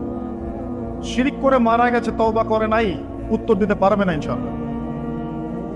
মা দীনুক, পৃথিবীতে যে দিন ইসলামকে চূড়ান্ত সত্য রূপে মেনে নেয়নি, পরিপূর্ণ দিন পালন করার চেষ্টা করে নাই, কোশ্চিন কালেও মা দীনুক উত্তর দিতে পারবে না। ইসলামকে ঠাট্টা বিদ্রুপের ছলে হাসি তামাশা গ্রহণ করেছে, সে কখনো উত্তর দিতে পারবে না। মান নবিয়ুক, পৃথিবীতে যে ব্যক্তি নবী সাল্লাল্লাহু আলাইহি ওয়াসাল্লামের সুন্নাহ মেনে চলেনি, জীবনে চলার পথে নবীর সুন্নাহকে পরোয়া করে নাই, অন্যের আদর্শ গ্রহণ করেছে, সে কোশ্চিন কালেও মান নবিয়ুক উত্তর দিতে পারবে না। কারা পারবে তাহলে? 1 নম্বর তাওহীদ পন্থীরা পারবে, 2 নম্বর যারা পরিপূর্ণরূপে ইসলাম পালন করেছে এরা পারবে, 3 নম্বর যারা মুহাম্মদ সাল্লাল্লাহু আলাইহি ওয়াসাল্লামের সুন্নাহর উপর টিকে ছিল এরা পারবে। ওয়া মা খালাকতুল জিন্না ওয়াল ইনসা ইল্লা লিয়াবুদুন, শুধুমাত্র ইবাদত করার জন্যই আল্লাহ পাক জিন এবং মানুষ জাতিকে সৃষ্টি করেছেন। আপনাকে আল্লাহ পাক এই হায়াতটা দিয়েছেন, এখন বাকি সময়টা চিন্তা করেন আগামী 30-40 বছর কিভাবে কাটাতে চান। দুনিয়ার জন্য বাঁচবেন না আল্লাহর জন্য বাঁচবেন? যদি আল্লাহর জন্য বাঁচতে চান, সর্বশেষ হেদায়েত আল কোরআন এবং সর্বশেষ নবী মুহাম্মদ সাল্লাল্লাহু আলাইহি ওয়াসাল্লাম, এর বাইরে কিচ্ছু নাই ভাই। সারা দুনিয়ার মানুষ মিলে যদি বলে যে কোরআন সুন্নাহর মধ্যে আছে সুদ হারাম, কিন্তু সুদ হালাল, হালাল হালাল, কোশ্চিন কালে হালাল হবে না। সারা দুনিয়ার মানুষ একটা মাঠে যদি এসে বলে সুদ হালাল, সুদ ভালো, কোশ্চিন কালে হালাল হয়ে যাবে, হারামই থেকে যাবে। সারা দুনিয়ার মানুষ যদি বলে পর্দা করার দরকার নাই, এটা সেকেলে, এটা সেকেলে হয়ে যাবে না, এটা ফরজ থেকে যাবে। কিচ্ছু নাই কোরআন সুন্নাহর বাইরে, কিচ্ছু নাই। যা আছে দেখছেন বোগাস, যার কোনো ভিত্তি নাই, মানুষের মন গড়া প্রবৃত্তির অনুসরণ। এখন আপনি যখন কোরআন এবং সুন্নাহর কাছে আসতে চাইবেন, তখন কিন্তু আপনি চতুর্দিক থেকে বাধা পাবেন। এই পথ চলাটা এত সহজ হবে না। হ্যাঁ, কাদের জন্য সহজ হবে? যারা প্রোটেস্ট্যান্ট মুসলিম হবে। কি মুসলিম? প্রোটেস্ট্যান্ট মুসলিম। এটা কেমন? মানে ওটাও ঠিক এটাও ঠিক, সুদ খেলেও হয় না খেলেও হয়, পর্দা করলেও হয় না করলেও হয়, নামাজ পড়লেও হয়, মাঝে মাঝে ছাড়লেও হয়, যাকাত দিলেও হয় না দিলেও হয়। মডারেট প্রোটেস্ট্যান্ট মানে কোরআন সুন্নাহ যা আছে এগুলো খুব কঠিন মনে হয়, একটু মৌলবাদী মনে হয়, এগুলো মানলে তো এই যুগে চলা যায় না, এগুলো ওই যুগের জন্য, এরকম ভরসাটা যারা চিন্তা করবে তাদেরকে কষ্ট পেতে হবে না। তারা দেখবেন কষ্ট না করেই দুনিয়ার জীবন কাটিয়ে দিচ্ছে, ওদের কোনো বাধা বিপত্তি আসবে না। আপনি যখন কোরআন সুন্নাহকে আঁকড়ে থাকবেন, কেমন করে আঁকড়ে থাকবেন? মারির দাঁত দিয়ে কামড়ে থাকবেন, নবীজি বলেছেন। মারির দাঁত দিয়ে কামড়াতে বলেছেন, সামনের দাঁত দিয়ে কামড়ালে ছটকে যাবে, টান দিলে ছিঁড়ে যাবে। মারির দাঁতে কামড় দিলে, টান দিলে সহজে ছিঁড়বে না। এভাবে থাকলে আপনার বাধা আসবে। এখন আপনার সামনে দেখবেন আপনি কিছু ফিতনা এবং কিছু সলিউশন। আপনি নিয়াত করেছেন যে আপনার যে গুনাহগুলো হয়েছে এগুলো থেকে আপনি তওবা করবেন ইনশাআল্লাহ, আগামী দিনগুলো আপনি কোরআন এবং সুন্নাহ অনুসারে চলবেন। এই কথা সেটা একমত আছেন তো? এখন চলতে গিয়ে দেখবেন যে আপনি কিছু স্পষ্ট বিষয় দেখতে পারবেন যেগুলোর সাথে আসলে কোরআন সুন্নাহর খুব একটা মিল পাওয়া যাবে না। আপনি দেখবেন স্পষ্ট শিরক করছে মুসলিমরা, আপনি দেখবেন স্পষ্ট বেদাত করছে, আপনি দেখবেন হারাম খাচ্ছে। মুসলিম যুবকরা মাদক, পর্নোগ্রাফি, সেনা, ফ্রি মিক্সিং, আপনার জুয়া, ক্যাসিনো, এই যে আপনার টিকটক প্রজন্ম, এগুলো নিয়ে ব্যস্ত আছে। আপনি স্পষ্ট দেখবেন মেয়েরা বেহায়ের মতো ঘুরে বেড়াচ্ছে। আপনি স্পষ্ট দেখবেন যে আপনি হালালে থাকলে চাকরি পাচ্ছেন না। আপনি স্পষ্ট দেখবেন পরিবারের লোকজন কথা শোনে না। আপনি এমনও দেখবেন ওলামায়ে কেরামের মাঝে ঐক্য নাই, এমন দেখবেন। আপনি এমনও দেখবেন যে মানুষ দিনকে দুনিয়ার বিনিময়ে বিক্রি করে দিচ্ছে। আর এমন দেখবেন যারা আপনার উপরে আছে তারা দিন সম্পর্কে তেমন কোনো জ্ঞান রাখে না। এমন জটিল পরিস্থিতিতে আপনি কি করবেন তখন? এরপরে আপনি যখন বিশ্বের দিকে তাকাবেন তখন দেখবেন বিশ্বের সমস্ত পরাশক্তিরা ঐক্যবদ্ধ ইসলামের বিরুদ্ধে। বিশ্বের সমস্ত বড় বড় পরাশক্তিরা ঐক্যবদ্ধ ইসলামের বিরুদ্ধে। দেখবেন আপনি ইসলামের কোনো খিলাফা নাই, দেখবেন কোনো ইমাম নাই, কোনো আমির নাই, কোনো জামাআ নাই। দেখবেন আপনি সেই রকম সলফে সালেহিনের যুগের মতো শৌর্য, বীর্য, ব্যক্তিত্ব, গায়রত কিছু নাই। মনে হবে যেন আমরা দাসত্বের শৃঙ্খলা আবদ্ধ হয়ে গেছে। তখন আপনি কষ্ট পাবেন মনে মনে। আপনার মধ্যে ইমান থেকে থাকলে আপনি কষ্ট পাবেন, ভিতর থেকে কষ্ট ফিল করবেন। যদি প্যারালাইজড রোগী হয়ে থাকেন তাহলে কষ্ট ফিল করবেন না। চেতনা থাকে দিনের, কষ্ট ফিল করবেন। তখন আপনার স্ট্রাগল শুরু হবে। তখন আল্লাহ যদি আপনাকে বুঝ দেন, আল্লাহ দেখবেন আপনি কি করেন। আপনার মেধা দিয়ে আল্লাহ আপনি কি করেন, আপনার অর্থ দিয়ে আপনি কি করেন, আপনার হায়াতটা দিয়ে আপনি কি করেন, আপনার এই যে জনবল দিয়ে আপনি কি করেন, আল্লাহ আপনাকে যা দিয়েছেন তা দিয়ে আপনি দিনের জন্য কি করছেন, আল্লাহ পাক তখন দেখবেন। এই জায়গায় আমি আপনাকে কিছু সলিউশন বলছি। এটা শুধু আপনাকে বলছি তা নয়, আমি নিজেও এটা ফিল করি, লালন করি। আর আমি এমন কিছু বলবো না যা আমি নিজে আপনার জন্য পছন্দ করি না। যেটা আমি নিজের জন্য পছন্দ করি সেটাই আপনাকে বলবো। প্রথম কথা, এখানে আপনাকে গাইডেন্স দিবে আল কোরআন। এরকম সিচুয়েশনে আপনাকে পথ দেখাবে অনলি আল কোরআন, এরপর নবী সাল্লাল্লাহু আলাইহি ওয়াসাল্লামের হাদিস। এখানে আপনার দায়িত্ব আসবে প্রথমত কোরআন পড়া শিখতে হবে।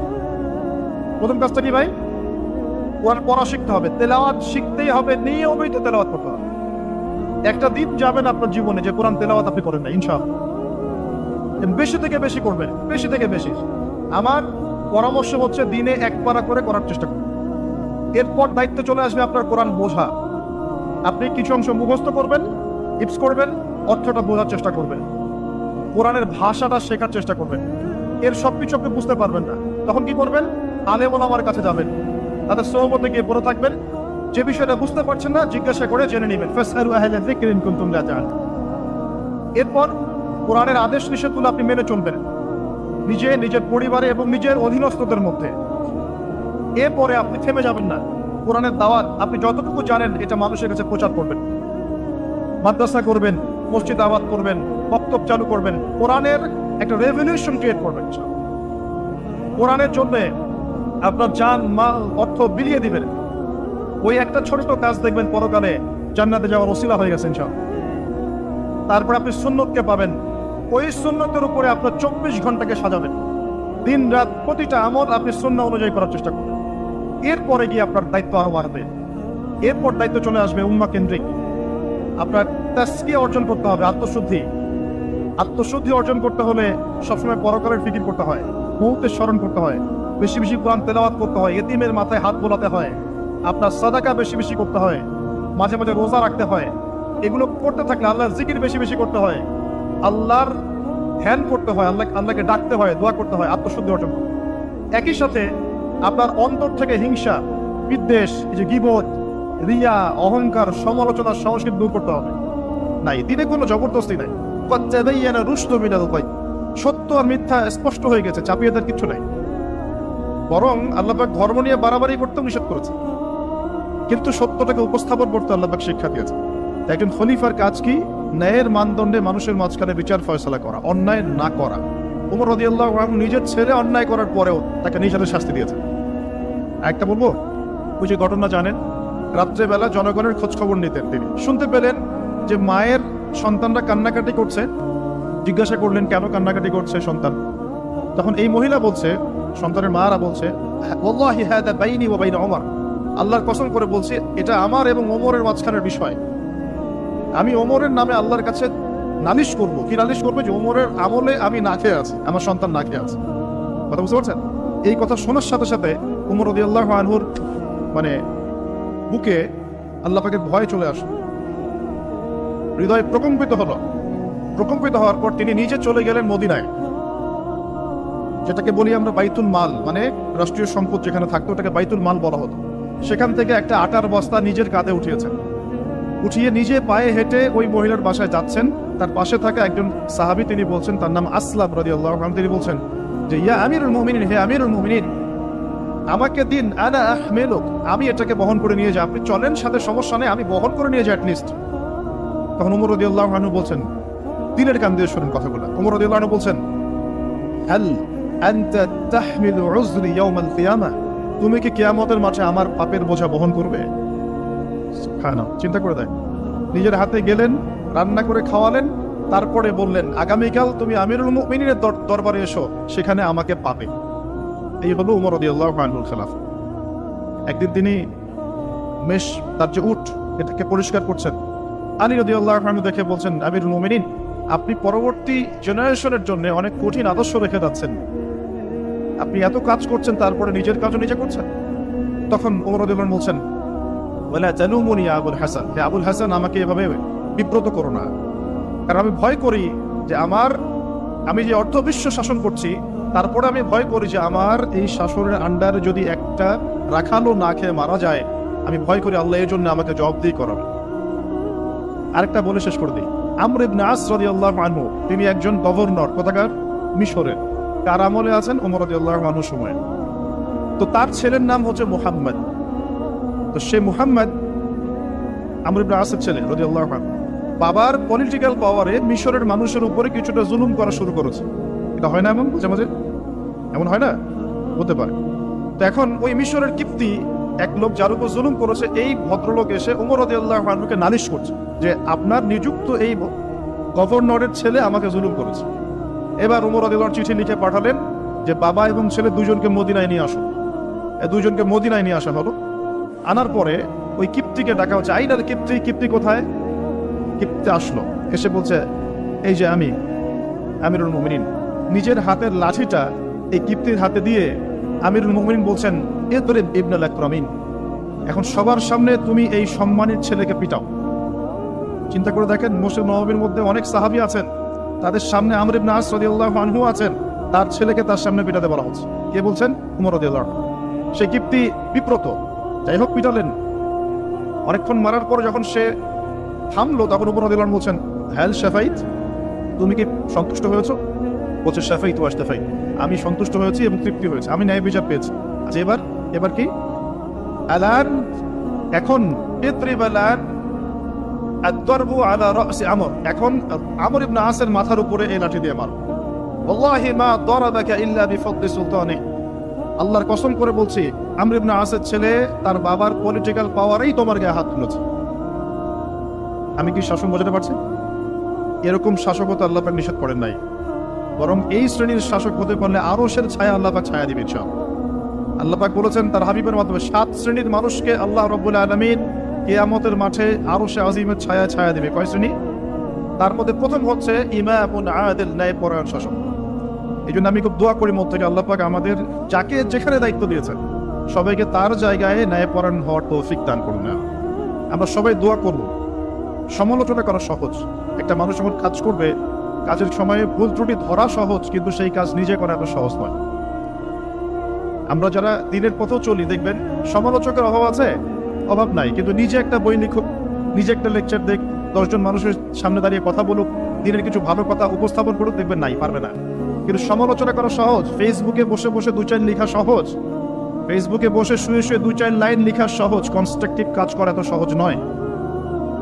আর সবচেয়ে কঠিন কথা হচ্ছে আমাদের সবাইকে আল্লাহর কাছে ফিরে যেতে হবে এবং যার যার দায়িত্ব বুঝিয়ে দিতে হবে। আল্লাহ পাক আমাদের সবাইকে দাউদ আলাইহিস সালামের মতো, সুলাইমান আলাইহিস সালামের মতো, আদম আলাইহিস সালামের মতো আল্লাহর খলিফা হওয়ার তৌফিক দান করুন। সামনে যাই, যে কথা থেকে এখানে আসছি ভাই, কোরআনের সূরাগুলো আপনাকে কি দিবে? আলো দিবে। তো নূর, সূরা নূরের প্রথমেই আল্লাহ পাক আলোর কথা আলোচনা করছেন। কোন টপিক দিয়ে? জেনা দিয়ে, ব্যভিচার দিয়ে। যে ব্যভিচার যদি কেউ করে, জেনা যদি কেউ করে, তাকে তোমরা 100টা বেত্রাঘাত করো। এটি ইসলামিক লস। এখন সারা বিশ্বের খুব কম জায়গায় এটার ইমপ্লিমেন্টেশন আছে, তবে ইনশাআল্লাহ তাআলা যখন ইমামুল মাহদী আসবেন, ঈসা ইবনে মারিয়াম আসবেন, তখন আবারও এটা বাস্তবায়িত হবে ইনশাআল্লাহ। এটা আগে ছিল, এখন নাই সব জায়গায়। যাই হোক, আসমানে আছে, পৃথিবীতে যদি নাও হয় আসমানে শাস্তি হবে ইনশাআল্লাহ। যখনই আল্লাহ পাকের ওই সুন্নাহ, যখনই মুসলিমরাও, অমুসলিমরা তো আছেই, মুসলিমরাও যদি আল্লাহর বিধান থেকে সরে গিয়েছে, আল্লাহ পাক ওদেরকেও সরিয়ে দিয়েছেন, নতুন সম্প্রদায় নিয়ে এসেছে। এটাই সভ্যতার সংকট। আপনার কথাটা ভালো করে বোঝেন, অমুসলিমদের কথা বাদ দেন। মুসলিমরা যখন দায়িত্ব পেয়েছে মুহাম্মদ সাল্লাল্লাহু আলাইহি ওয়াসাল্লামের সময় থেকে নিয়ে, তখন মুসলিমরাও যদি আল্লাহ এবং তার রাসূলের অবাধ্যতা করেছে, আল্লাহ পাক মুসলিমদেরকেও সরিয়ে দিয়েছেন, অন্য নতুন প্রজন্মকে নিয়ে এসেছেন। এটা আল্লাহর সুন্নাত, মনে রাখবেন। আব্বাসীয়রাও সরে গেছে, এদিকে দায়িত্ব চলে আসলো মামলুকদের হাতে। মামলুক মানে দাস। ইলতুৎমিশের নাম শুনেছেন? নাম শোনেন নাই? তারা যখন ক্ষমতা নিয়েছেন, কুতুবউদ্দিন আইবেক নাম শোনেন নাই?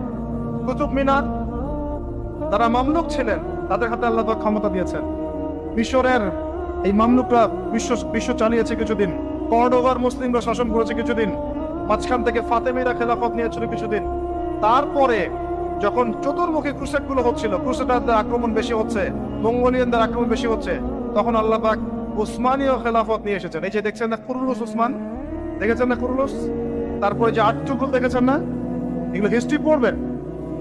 আর্তুগরুল গাজীর ছেলে কুরুলুস। কুরুলুস তো বীরত্বের কথা। উসমান গাজী, তার হাত ধরে অটোমান এম্পায়ার প্রতিষ্ঠা হয়েছে। কত বছর শাসন করেছে তারা? কত বছর? তারও বেশি, 600+ তারা শাসন করেছে। এদের মধ্যেও প্রথম দিকে শক্তি ছিল, ক্ষমতা ছিল। আস্তে আস্তে এরা দুনিয়া পূজারি হয়, ক্ষমতা চলে যায়। একই সুন্নাহ, সভ্যতার এই টোটাল সংকটের চিত্র একই। যখনই মানব জাতি আল্লাহর বিধান মেনেছে, রাসূলের আনুগত্য করেছে, আল্লাহর দেখানো পথে চলেছে, আল্লাহ দুনিয়াতে সম্মান দিয়েছেন, পরকালে জান্নাত দিয়েছেন। আর যখনই কোনো জাতি হোক, সেটা মুসলিমরাও, যখনই আল্লাহর বিধান মানে নাই, রাসূলকে মানে নাই, প্রবৃত্তির আনুগত্য করেছে, তখন আল্লাহ রাব্বুল আলামিন তাদেরকে সরিয়ে দিয়েছে। এখন ওসমানীয়দের পতন হয়ে গেল ফার্স্ট ওয়ার্ল্ড ওয়ারের পরে, প্রথম বিশ্বযুদ্ধের পরে। এটা একটা বিস্ময়কর বিষয়।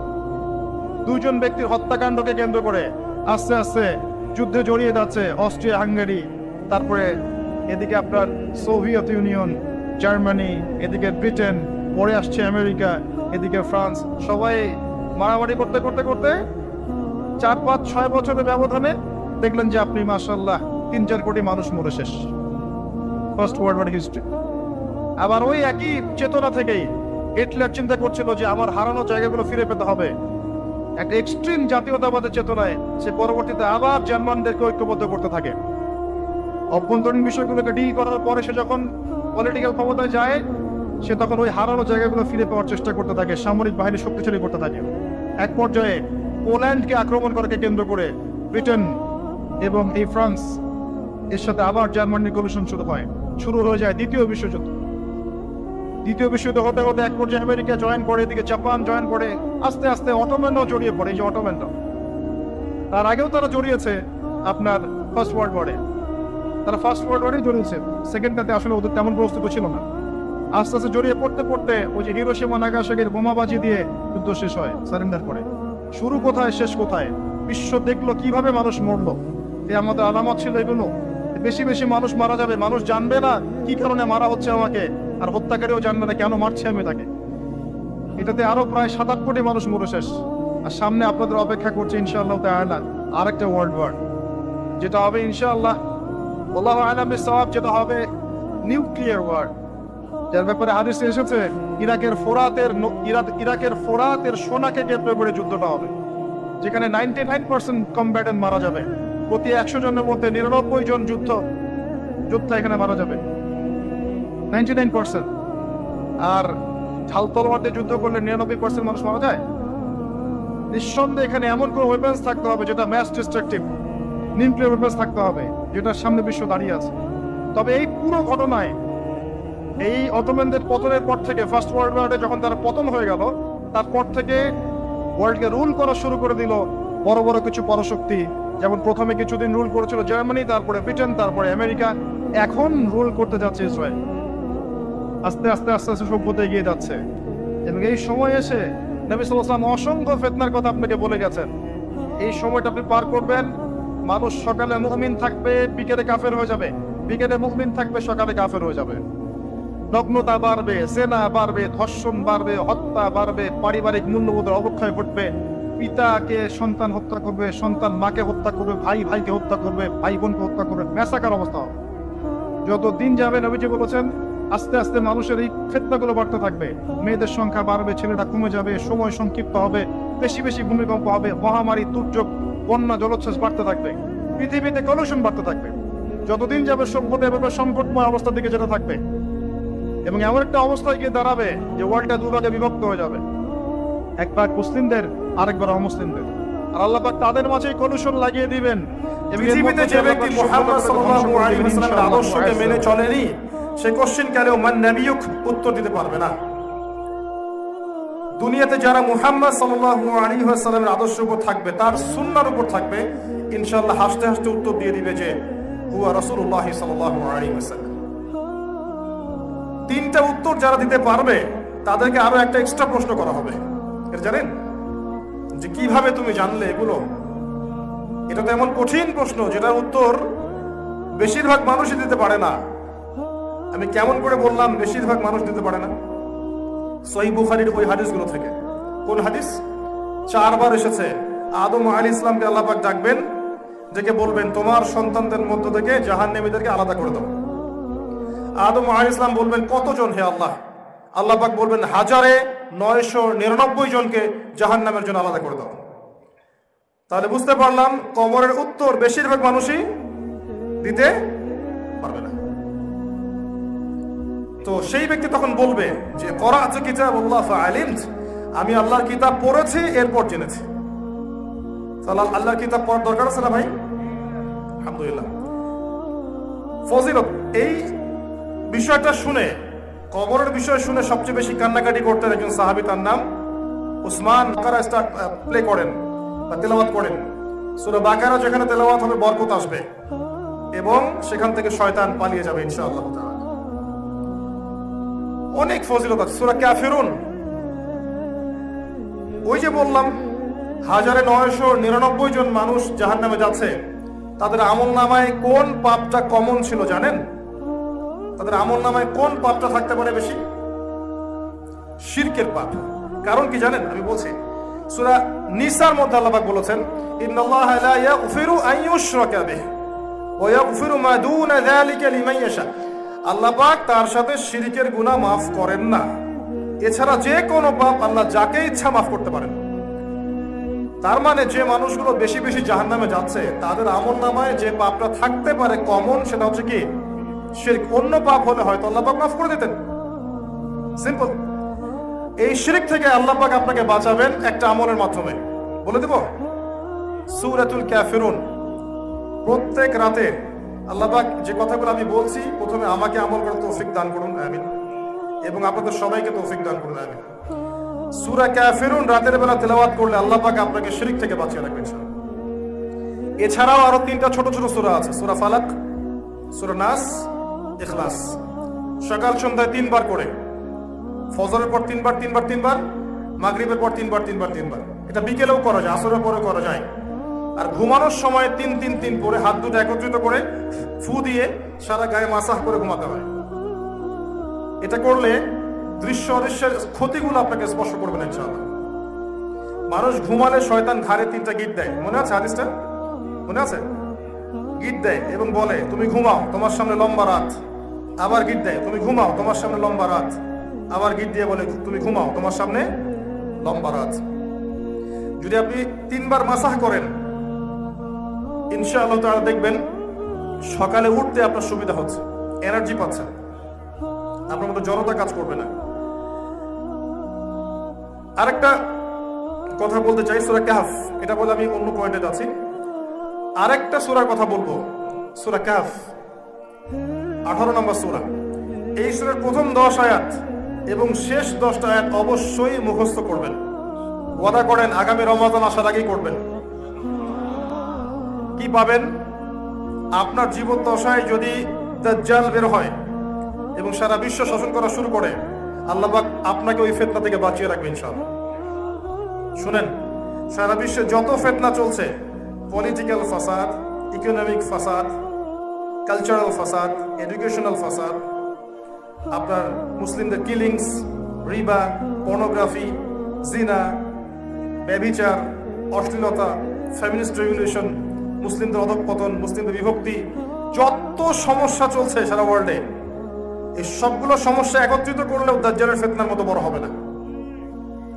সবগুলো সমস্যা একত্রিত করলেও দাজ্জালের ফিতনার চেয়ে বড় হবে না। এটা সবচেয়ে বড় ফিতনা। স্ক্যামিং কত বছর পর আল্লাহ ভালো জানেন, বাট স্ক্যামিং। এই ফিতনা থেকে আল্লাহ পাক আপনাকে বাঁচিয়ে রাখবেন সূরা কাহফের মাধ্যমে ইনশাআল্লাহ তাআলা। সূরা কাহফ আপনি পড়েন, এর উপর আমল করেন, বোঝেন, বা প্রথম 10 আয়াত শেষ 10 আয়াত মুখস্থ করেন, ইনশাআল্লাহ আপনার জীবন দশায় যদি দাজ্জাল বের হয়, আল্লাহ আপনাকে বাঁচাবে ইনশাআল্লাহ তাআলা। এর চেয়ে বড় কোনো মেডিসিন নাই এই ফিতনা থেকে বাঁচার জন্য। এখন একটা প্রশ্ন আসবে যে কি আছে এই সূরার মধ্যে যে আল্লাহ পাক আমাকে এখান থেকে বাঁচাবে? প্রশ্নটা ঠিক আছে না? এই সূরার মধ্যে এমন কিছু আছে যেটা আপনাকে মাসিহুদ দাজ্জালের ফিতনা থেকে বাঁচাবে। এটা আমি বলে দিব না, এটা আমি বলে দিব না। এটা আপনাকে আজকে বাসায় গিয়ে পুরোটা অর্থসহ পড়তে হবে, তাফসীরের গ্রন্থ খুলে বাংলাটা, অ্যাটলিস্ট বাংলাটা পড়তে হবে। যেটা বুঝবেন না আলেমদেরকে জিজ্ঞাসা করবেন। আপনি খুঁজে বের করেন কি আছে এই সূরার মধ্যে যা আপনাকে ওখান থেকে বাঁচাবে। পারা যাবে ইনশাআল্লাহ? সারা জীবনে ভাই সায়েন্সে পড়েছেন, আর্টসে পড়েছেন, কমার্সে পড়েছেন, বিবি এমবিএ করেছেন, হ্যাঁ, সাহিত্য পড়েছেন, বঙ্কিমচন্দ্র, রবীন্দ্রনাথ, শরৎচন্দ্র পড়েছেন না, হুমায়ুন আহমেদ, হুমায়ুন আজাদ, কত বই পড়েছেন, কবিতা, সাহিত্য, medical science, engineering, BCS coaching, কত কি পড়েছেন মাশাআল্লাহ। সূরা কাহফের পুরো তরজমা পড়া যাবে না ভাই? আল কোরআনটা অর্থসহ পড়া যাবে না? নাকি খুব কঠিন? নাকি আমরা ওই যে আগের যারা ধর্মাবলম্বী ছিলেন তারা বলতো যে ধর্মগ্রন্থ শুধু এক শ্রেণীর মানুষের জন্য, আসলে কি ব্যাপারটা তাই? পড়বেন, হ্যাঁ, সবকিছু আপনি বুঝবেন না, এটা সম্ভব না। যেটা বুঝবো না সাথে সাথে আলেমের কাছে যাবেন, ওস্তাদ এটা আমাকে বুঝিয়ে দেন, সিম্পল, শেষ। এর মানে কি আপনি পড়বেন না? পড়বেন। প্রথম কাজ বিশুদ্ধ তেলাওয়াত শেখা। আপনাকে শয়তান 3টা ধোঁকা দিতে পারে। 1 নাম্বার, আপনাকে শয়তান বোঝাতে পারে যে আমি অনেক সুন্দর তেলাওয়াত করতে পারি, আমি অনেক জানি, আমার জানার কোনো প্রয়োজন নাই। এটা শয়তান আপনাকে বোঝাতে পারে। এই ধোঁকায় পা দিবেন না। ভালোর কোনো শেষ নাই, জানার কোনো শেষ নাই। সারা জীবন তালেবে ইলম থাকতে চাই, সারাটা জীবন তালেবে ইলম ছাত্র থাকতে চাই, এটা সবচেয়ে ভালো। সারাটা জীবন শেখার মধ্যে থাকতে হবে। ভুল হবে কারেকশন করবেন, ভুল হবে কারেকশন করবেন। মানুষ যারা ভুল ধরবে তাদেরকে শ্রদ্ধার চোখে দেখতে হবে যে আলহামদুলিল্লাহ ভুল ধরেছে, মানে আল্লাহ চাচ্ছেন আমি যেন এটা সংশোধন করি। আর কুল্লু শার ইউজাদু ফীহিল খায়র, একটা প্রবাদ আছে, প্রত্যেকটা অকল্যাণের পিছনে কোনো না কোনো কল্যাণ থাকে। যখন একটা বিষয় নিয়ে আলোচনা হবে দেখবেন এর পিছনে কোনো না কোনো কল্যাণ আল্লাহ পাক দিবেন। অ্যাটলিস্ট আমি আমার জীবন থেকে প্রমাণ পেয়েছি। তো চলতে ফিরতে ভুল হবে, সংশোধন, ভুল হবে, সংশোধন। এবং যারা ধরিয়ে দিচ্ছে মহব্বতের সাথে, তাদের কথাকে গুরুত্ব দিতে হবে। আর যারা বিতর্কিত করার উদ্দেশ্যে বা হিংসাবশত, বিদ্বেষবশত বা ফ্লোকে ডাউন করার জন্য, এদের ব্যাপারটা আল্লাহর উপর ছেড়ে দিতে হবে। যখন আপনি চুপ থাকবেন, আল্লাহ আপনার পক্ষ থেকে জবাব দিবেন ইনশাআল্লাহ। তেলাওয়াত করা শেখেন ভাই। শয়তান ধোঁকা দিবে, মনে করাবে যে আপনি অনেক জানেন, অথবা ধোঁকা দিবে যে আমি পারবো না, আমার দ্বারা হবে না। শয়তান বুঝাবে আমি পারবো না, আমার দ্বারা হবে না। আর এই ধোকাটা কিন্তু আমাদেরকেও দেয় শয়তান, যে আমি পারবো না, কঠিন, শয়তানের ধোকা। আর তৃতীয় ধোকা শয়তান দিতে পারে যে শোনেন এটা ভালো করে, অনেক সময় পড়ে আছে, পরে শিখে নেব। এটা শয়তানের সবচেয়ে বড় ধোকা, এবং এই ধোকাটা শয়তান যুব সমাজকে বেশি দিয়ে থাকে। এত তাড়াহুড়োর কি আছে, কেবল এসএসসি পড়ছি, ইন্টারমিডিয়েট পড়বো, অনার্স মাস্টার্স করবো, চাকরি হবে, বিয়ে করবো, তাই না, বাচ্চা কাচ্চা হবে, পরে শেষ বয়সে একটা চিল্লা দিয়ে নিব, হজ করে আসবো, আল্লাহস টাইটেল লাগিয়ে নিব, শেষ চামা, মাশাআল্লাহ। এই কনসেপ্টে কি কম মানুষ চলে যে শেষ বয়সে ভালো হয়ে যাবো, তাই না, পরে শিখে নেব? শোনেন ভাই, আপনি যদি পরে শিখেও নেন, শোনেন, আমি ধরে নিলাম যে আপনি শেষ বয়সে ভালো হয়ে গিয়েছেন, কিন্তু এই যে লম্বা সময়টা,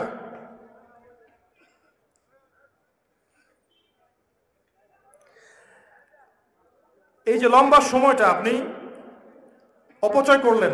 আপনি ধরেন আপনি শেষ বয়সে মনে করেন মাশাআল্লাহ ভালো হয়ে গেলেন, কোরআন তেলাওয়াত শিখেছেন, সব শিখেছেন, আমল করছেন, এই যে লম্বা সময়টা যৌবনকালটা আপনি করতে পারলেন না, এটা কি কখনো ফিরে আসবে কিনা? আসবে? এই গোল্ডেন টাইমটা কখনো ফিরে আসবে কি? ওই বয়সে গিয়েও ভালো হয়ে গেলেও আপনার আফসোস হবে, কাশ আমি যদি যৌবনকালটা ফিরে পেতাম। এখন আমাদের আফসোস হয়, কাশ যদি একদম ছোটবেলা থেকেই আমরা ইসলামের তরিকত পেতাম, ক্লাসিক্যাল ওয়েতে পড়াশোনা করতাম, আজকে কতই না ভালো হতো। তাই আমাদের উচিত সময়কে নষ্ট না করে যৌবনকালটাকে কাজে লাগানো, এবং পরে শিখে নিব, পরে ভালো হয়ে যাব, এই কনসেপ্ট থেকে বের হয়ে আসে। আল্লাহ পাক বোঝার তৌফিক দান করুন, আমিন। তো প্রথম কাজ কি ভাই? আল কোরআনের বিশুদ্ধ তেলাওয়াত শিখতে হবে, এবং তারপর আপনি কিছু অংশ হিফজ করবেন।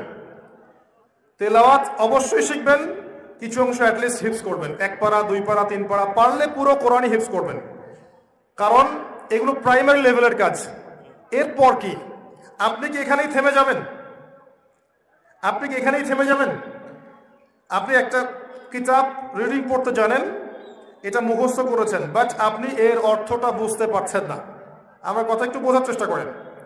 একটা কিতাব আপনি এটা পড়তে পারেন মাশাআল্লাহ, আলিফ লাম মিম যালিকাল কিতাব লা রাইবা ফীহি হুদাল লিল মুত্তাকিন পড়তে পারেন মাশাআল্লাহ, এবং এই পুরো কিতাব আপনার মুখস্থ ঝরঝরা।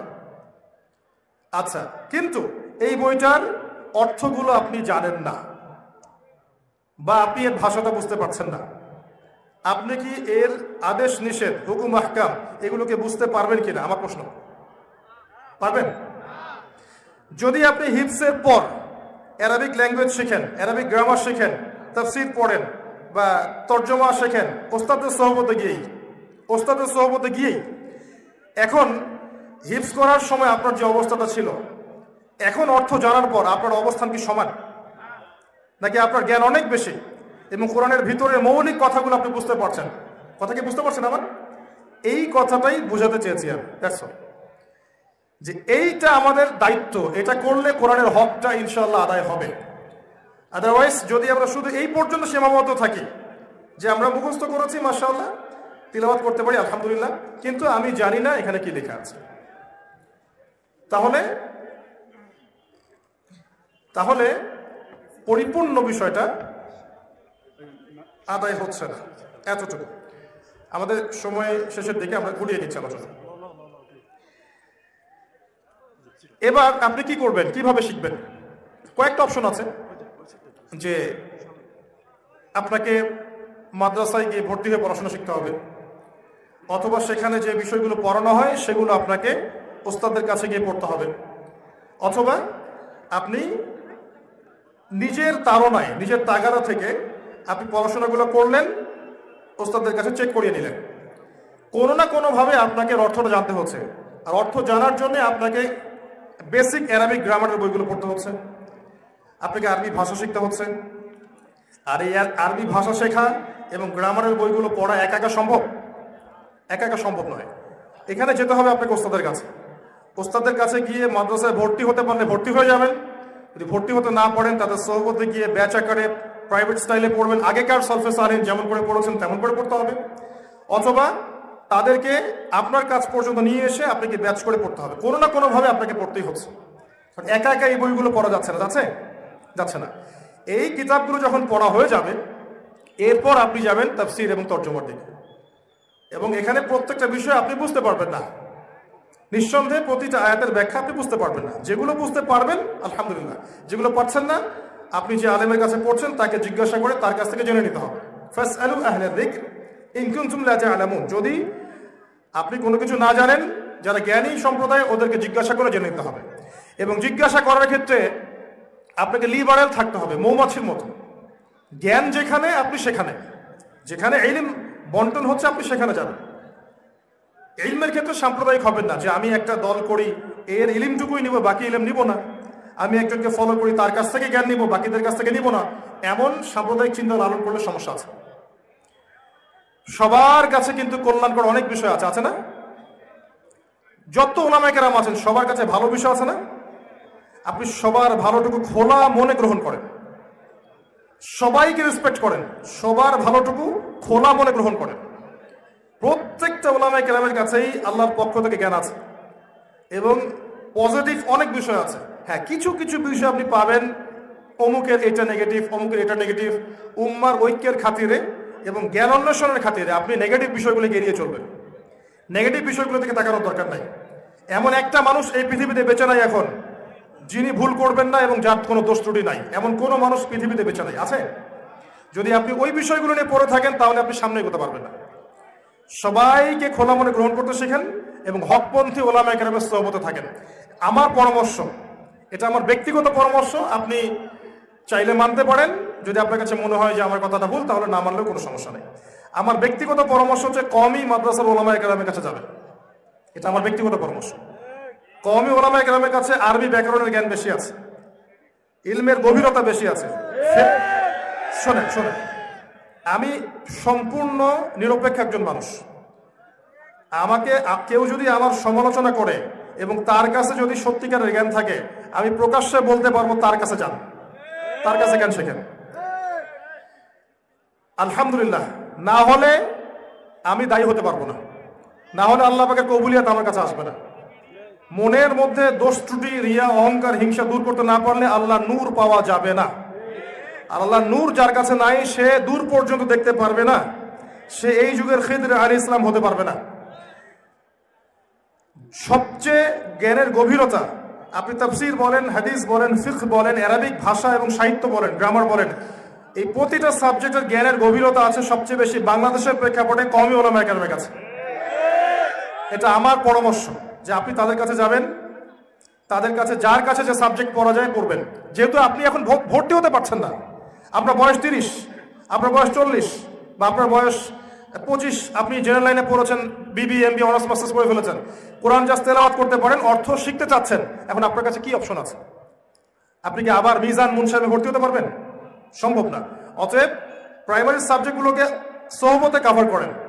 আগেকার সলফে সালেহিনদের মতো ওস্তাদের কাছে গিয়ে ম্যান টু ম্যান 3 মাস, 4 মাস, 5 মাস, 6 মাস পড়তে থাকেন। পড়তে পড়তে কভার আপ হয়ে গেলে তারপরে আপনি উচ্চতর কোনো জায়গায় যাওয়ার চেষ্টা করেন। এটাই সবচেয়ে ভালো বই হবে। এছাড়া আপনি যদি ট্র্যাকটাকে চেঞ্জ করে আবার এখানে ভর্তি হতে চান, তাহলে জেনারেল লাইনে পড়ছেন আপনি, এই যে 10-15 বছর এই পড়াশোনাটা দিয়ে আপনি কি করবেন? তখন বাসা থেকে চাপ আসবে, আসবে না? পরিবার মেনে নিবে না, ট্র্যাক চেঞ্জ করতে বলতে পারবে না। সুবিধা হচ্ছে এটাই, আপনি যেখানে আছেন সেখানে পড়াশোনা করেন, এর ফাঁকে ফাঁকে টাইম বের করে এভাবে ওলামায়ে কেরামের কাছে যান, পড়াশোনা করতে থাকেন। অ্যাটলিস্ট আপনাকে তো মুফতি হতে বলছি না আমি। আমার এই কথাগুলো বড় উদ্দেশ্য আপনাকে মুহাদ্দিস, মুফতি, মুফাসসির বানানো নয়, শুধু আল্লাহর কিতাবের মেসেজটা কি আপনাকে জানানো, এতটুকু। আর এটা জানার অধিকার আপনার নাই? এই বইটা কি সবার জন্য নয়? তাদের সোহবতে যান। যদি তারা আপনাকে বকাঝকা করে, আপনাকে গালমন্দ করে, কিচ্ছু মনে করবেন না। কারণ পিতা তার সন্তানকে গালি দিতেই পারে, গালি না, বকা দিতেই পারে। একজন পিতা তার সন্তানকে কি করতে পারে? বকা দিতেই পারে। ওটাকে আল্লাহর বরকত মনে করে নিয়ে নেন, লেগে থাকেন। কারণ আপনার উদ্দেশ্য কি? জ্ঞান। জ্ঞানের জন্য নবী মুসা আলাইহিস সালাম যুগ যুগ সফর করতে চেয়েছিলেন, যদি খিদর আলাইহিস সালামকে পেতে হবে। তার কাছে এমন একটা জ্ঞান আছে যা আমার কাছে নাই, ঠিক আছে? জ্ঞানের জন্য আপনাকে স্যাক্রিফাইস করতে হবে, সবর করতে হবে। 3টা বিষয় দরকার: ইলম, সবর এবং সাহস। আমার সাথে বলেন, ইলম, সবর, সাহস। আপনাদের মধ্যে আসলে আপনি কোরআন এবং সুন্নাহ দিয়ে বিশ্বকে চ্যালেঞ্জ করতে পারবেন ইনশাআল্লাহ তাআলা। অর্থ বোঝার জন্য এগুলো হচ্ছে সর্বাধিক সহজসাধ্য পদ্ধতি। আমার কাছে বিকল্প কোনো অপশন জানা নেই। এছাড়া অনলাইনে কিছু কোর্স আছে, মাদানী আরবিক বা আন্ডারস্ট্যান্ড কোরআন, এগুলো কিছু কোর্স আছে, এগুলো সহযোগিতা নিতে পারেন, কিন্তু এগুলোই চূড়ান্ত সবকিছু নয়। কারণ ফেসবুক আর ইউটিউব জ্ঞান শিক্ষার, ইলম শিক্ষার আসলে কনস্ট্রাকটিভ কোনো মানদণ্ড নয়। ফেসবুক এবং ইউটিউব এগুলো কিন্তু জ্ঞান শেখার, কনস্ট্রাকটিভ পড়াশোনা করার কোনো মানদণ্ড নয়, কোনো মাধ্যম নয়। এখান থেকে আপনি কিছু তথ্য পাবেন, বেশিরভাগ ক্ষেত্রে বিতর্কিত তথ্য পাবেন। এগুলোতে আপনি কিছু তথ্য পেতে পারেন। গুগল করছেন, গুগলে উইকিপিডিয়া করছেন, উইকিপিডিয়াতে সবসময় সব তথ্য সঠিক থাকে না। গুগলে অনেক কিছু করছেন, কিন্তু এগুলো সব পড়া সঠিক হতে হয় না। হ্যাঁ, এখানে হেল্প নিতে পারেন, অ্যাপস আছে, সফটওয়্যার আছে, ইন্টারনেট আছে, হেল্প নিতে পারেন, কোর্স করতে পারেন, কিন্তু সবকিছু এখানে পাবেন না। আপনাকে মাদ্রাসায় যেতেই হচ্ছে। জেনারেল লাইনে পড়েন আর মাদ্রাসা যারা পড়ছেন তাদের তো সৌভাগ্য। আমি মনে করি যে যারা ছোটবেলা থেকেই এভাবে কনস্ট্রাকটিভলি মাদ্রাসায় পড়াশোনার সুযোগ পেয়েছেন তারা এই উম্মার সবচেয়ে সৌভাগ্যবান মানুষ। আল্লাহ পাক এই সৌভাগ্য সবাইকে দেন নাই। কিন্তু একটা কথা আছে, কিন্তু তাদেরই উপর একটা দায়িত্ব বর্তাবে, যেহেতু অন্যদেরকে আল্লাহ পাক এই সৌভাগ্য দেন নাই, অতএব তাদের উপর একটা দায়িত্ব বর্তাবে যে কোরআন এবং হাদিসকে হাতে নিয়ে বিশ্বকে চ্যালেঞ্জ করতে হবে। এই দায়িত্বটা তাদের ঘাড়ে বর্তাবে এবং তাদেরকে সেভাবে গড়ে উঠতে হবে। আল্লাহ পাক যেন তাদেরকে সেভাবে গড়ে উঠে তৌফিক এনায়েত করেন, আমিন। এরপরে আপনি যাবেন কোরআনের আদেশ মানার ক্ষেত্রে, নিষেধ বর্জনের ক্ষেত্রে। আমি শেষ করে দিচ্ছি, আমাদের হুজুর চলে আসেন। কোরআন পড়া শিখেছি আলহামদুলিল্লাহ, কিছু হিফজ করেছি, অর্থও বুঝছি মাশাআল্লাহ, কোরআনের ভাষাও বুঝছি, তাফসীর পড়ছি, তর্জমা করছি। এখন যদি আদেশ আর নিষেধটা আমি না মানি, কোরআনের হক কি আদায় হবে? একটু অনেস্টলি বলেন, হক আদায় হবে? আপনি জানেন কোরআনে আল্লাহ পাক বলেছেন সালাত কায়েম করতে হবে, করছেন না, হক আদায় হবে? আমি জানি যাকাত দেওয়ার কথা আল্লাহ পাক বলেছেন, হকটা আদায় হবে না করলে? কোরআনের আদেশগুলো বেসিক আদেশ, তাওহীদে থাকা, সুন্নতের উপর থাকা, 5 ওয়াক্ত সালাত আদায় করা, সামর্থ্য হলে যাকাত দেয়া, হজ করা, সামর্থ্য হলে রমাদান মাসে সওম রাখা, পিতামাতার খেদমত করা, সত্যের উপর থাকা, আমানত বজায় রাখা, যত রকম আদেশ আছে এই সমস্ত আদেশগুলোকে মানতে হবে না ভাই? এই আদেশগুলো মানাটা হচ্ছে কোরআনের অন্যতম একটা হক। আল্লাহ পাক আমাদের সবাইকে আল কোরআনের আদেশগুলো মেনে চলার তৌফিক এনায়েত করুন, আমিন। শুধু আদেশ মানলেই কি হবে, না নিষেধ বর্জন করতে হবে? আল্লাহ পাক সূরা বাকারার মধ্যে বলেছেন 85-86 নম্বর আয়াতে, আফাতুমিনুনা বিবা'দিল কিতাব ওয়া তাকফুরুনা বিবা'দ। তোমরা কি কিতাবের কিছু অংশকে মানো, কিছু অংশকে মানো না? তোমরা কি কোরআনের কিছু অংশ মানো, কিছু অংশ মানো না? ফামা জাযাউ মান ইয়াফআলু যালিক ইল্লা খিজয়ুন ফিল হায়াতিদ দুনিয়া। দুনিয়াতে যারা এই ধরনের কাজ করবে ওদের শাস্তি দিবেন আল্লাহ পাক, দুনিয়াতেই লাঞ্ছিত করে ছেড়ে দিবেন আল্লাহ পাক, নাউযুবিল্লাহ। ওয়া ইয়াউমাল কিয়ামাহ ইউরাদ্দুনা ইলা আশাদ্দিল আযাব। আর কিয়ামতের মাঠে আল্লাহ পাক এদেরকে যন্ত্রণাদায়ক শাস্তি প্রদান করবেন। কাদেরকে? কিছু মানি, কিছু মানি না। এক্সাম্পল দিচ্ছি, আপনি ইবাদত বন্দেগীর জীবনে পাক্কা মুসল্লি, অর্থনৈতিক জীবনে গিয়ে পাক্কা সুদখোর, চলবে না। আপনি মাশাআল্লাহ নফল দান সদকা করছেন, ফরজ যাকাত দিচ্ছেন না, চলবে না। মাশাআল্লাহ আপনি সালাত পড়ছেন, তাহাজ্জুদ গুজার মানুষ, আপনার মেয়েটা বেপর্দা হয়ে গেঞ্জি জিন্স পরে ঘুরছে, চলবে না। যুবক মাশাআল্লাহ রমজানের রোজা রাখছেন, মাশাআল্লাহ দিনের দাওয়াতি কাজ করছেন, কিন্তু আপনার সাথে একটা মেয়ের হারাম সম্পর্ক আছে, চলবে না। কিছু মানি, কিছু মানি না, এমন অংশের এমন আকীদার মধ্যে থাকা যাবে না। আমাকে ইবাদত বন্দেগী জীবনেও মানতে হবে, ইকোনমিক জীবনেও মানতে হবে, সোশ্যাল লাইফে মানতে হবে, পলিটিক্যাল ক্ষেত্রে মানার চেষ্টা করতে হবে যদি আমার সামর্থ্য থাকে। সামর্থ্য না থাকলে আল্লাহর কাছে ছেড়ে দিলাম, আল্লাহ বিচার করবে। দ্যাটস অল, লা ইকরাহা ফিদ্দীন। শুধু আদেশ মানা নয়, একই সাথে নিষেধগুলো বর্জন করা। সবচেয়ে বড় নিষেধ শিরক, ধারের কাছে যাওয়া যাবে না। বেদাত, ধারের কাছে যাওয়া যাবে না। হারাম ইকোনমি, সুদ, ঘুষ, দুর্নীতি, অন্যের সম্পদ আত্মসাৎ, ধারের কাছেও যাওয়া যাবে না। এতিমের মাল আত্মসাৎ, ধারের কাছে যাওয়া যাবে না। জিনা, ধারের কাছেও যাওয়া যাবে না। মাদক, আপনার এই যে দুর্নীতি করা, প্রতারণা, যোগ চুরি করা, জবরদখল করা, জুলুম করা, এগুলো ধারের কাছেও যাওয়া যাবে না। কোরআনের কিছু মানবো, কিছু মানবো না এমন নয়, বরং আদেশ মানার সাথে সাথে নিষেধগুলোকে বর্জন করলে পরে ইনশাল্লাহ কোরআনের হকটা তখন সত্যিকার অর্থে আদায় করা হবে ইনশাআল্লাহ। এরপর এর দাওয়াত, কোরআন আপনি পড়ছেন আলহামদুলিল্লাহ, নিয়মিত তেলাওয়াত করছেন, আপনি হিফজ করেছেন মাশাআল্লাহ, অর্থও বুঝছেন মাশাআল্লাহ, আদেশ মানছেন, নিষেধ বর্জন করছেন, আপনার উপর দায়িত্ব আরও আছে। ওয়াতাওয়াসাউ বিল হাক্কি ওয়াতাওয়াসাউ বিস সাবর, আরও দায়িত্ব আছে। বাল্লিগ মা উনজিলা ইলাইকা মির রাব্বিক, আরও দায়িত্ব আছে। আপনাকে কোরআনের এই যে মেসেজ, এগুলো মানুষের কাছে পৌঁছে দিতে হবে, যাদেরকে আল্লাহ পাক সে সামর্থ্য দিবেন, যে যোগ্যতা দিবেন। এটা সবার জন্য ফরজ নয়, সবাইকেই এই কাজ এভাবে করতে হবে এমন নয়, কিন্তু যার যার অবস্থান থেকে আপনাকে করতে হবে। সবাইকেই যে মুফতি হতে হবে, মুহাদ্দিস হতে হবে, আলেম ওলামায়ে কেরাম হয়ে যাবে সবাই এমন নয়, কিন্তু যে যার জায়গা থেকে যতটুকু জানেন অতটুকু প্রচার আপনাকে করতে হবে। সর্বপ্রথম নিজের ব্যক্তি জীবন থেকে শুরু করবেন, এরপর পরিবার এস্টাবলিশ করবেন, সমাজে যাবেন, আপনার ক্ষেত্রে আপনি করবেন। যে ব্যক্তি একজন পরিবারের কর্তা, আল্লাহ পাক তাকে রাষ্ট্রের দায়িত্ব দেননি। যে ব্যক্তি একটা আপনার অর্থনৈতিক সেকশনের দায়িত্বে আছে, তাকে আল্লাহ পাক অন্য সেকশনের দায়িত্ব দেননি। যাকে আল্লাহ পাক যেখানে বসিয়েছেন তার দায়িত্ব সেখানে। আমার কথা কি বুঝতে পারছেন?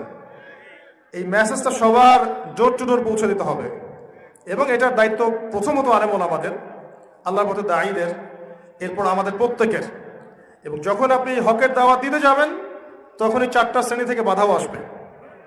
প্রথমত বাধা আসবে আপনার পরিবার থেকে, তারপর আসবে আপনার সামাজিক অবস্থান থেকে, তারপর আসবে দেখবেন ধর্মতাত্ত্বিক অবস্থান থেকে, আর সবচেয়ে শেষে দেখবেন বিশ্বের প্রেক্ষাপট থেকে বাধা আসছে।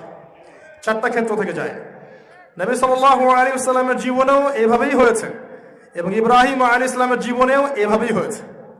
হয়তোবা আল্লাহ ভালো জানেন, সেই কারণেই আল্লাহু আ'লাম বিসওয়াব, আমরা দরুদ শরীফের যখন আমরা দরুদ শরীফ পড়ি, নবী সাল্লাল্লাহু আলাইহি ওয়াসাল্লামের নামের সাথে ওখানে ইব্রাহিম আলাইহিস সালামের নাম আছে।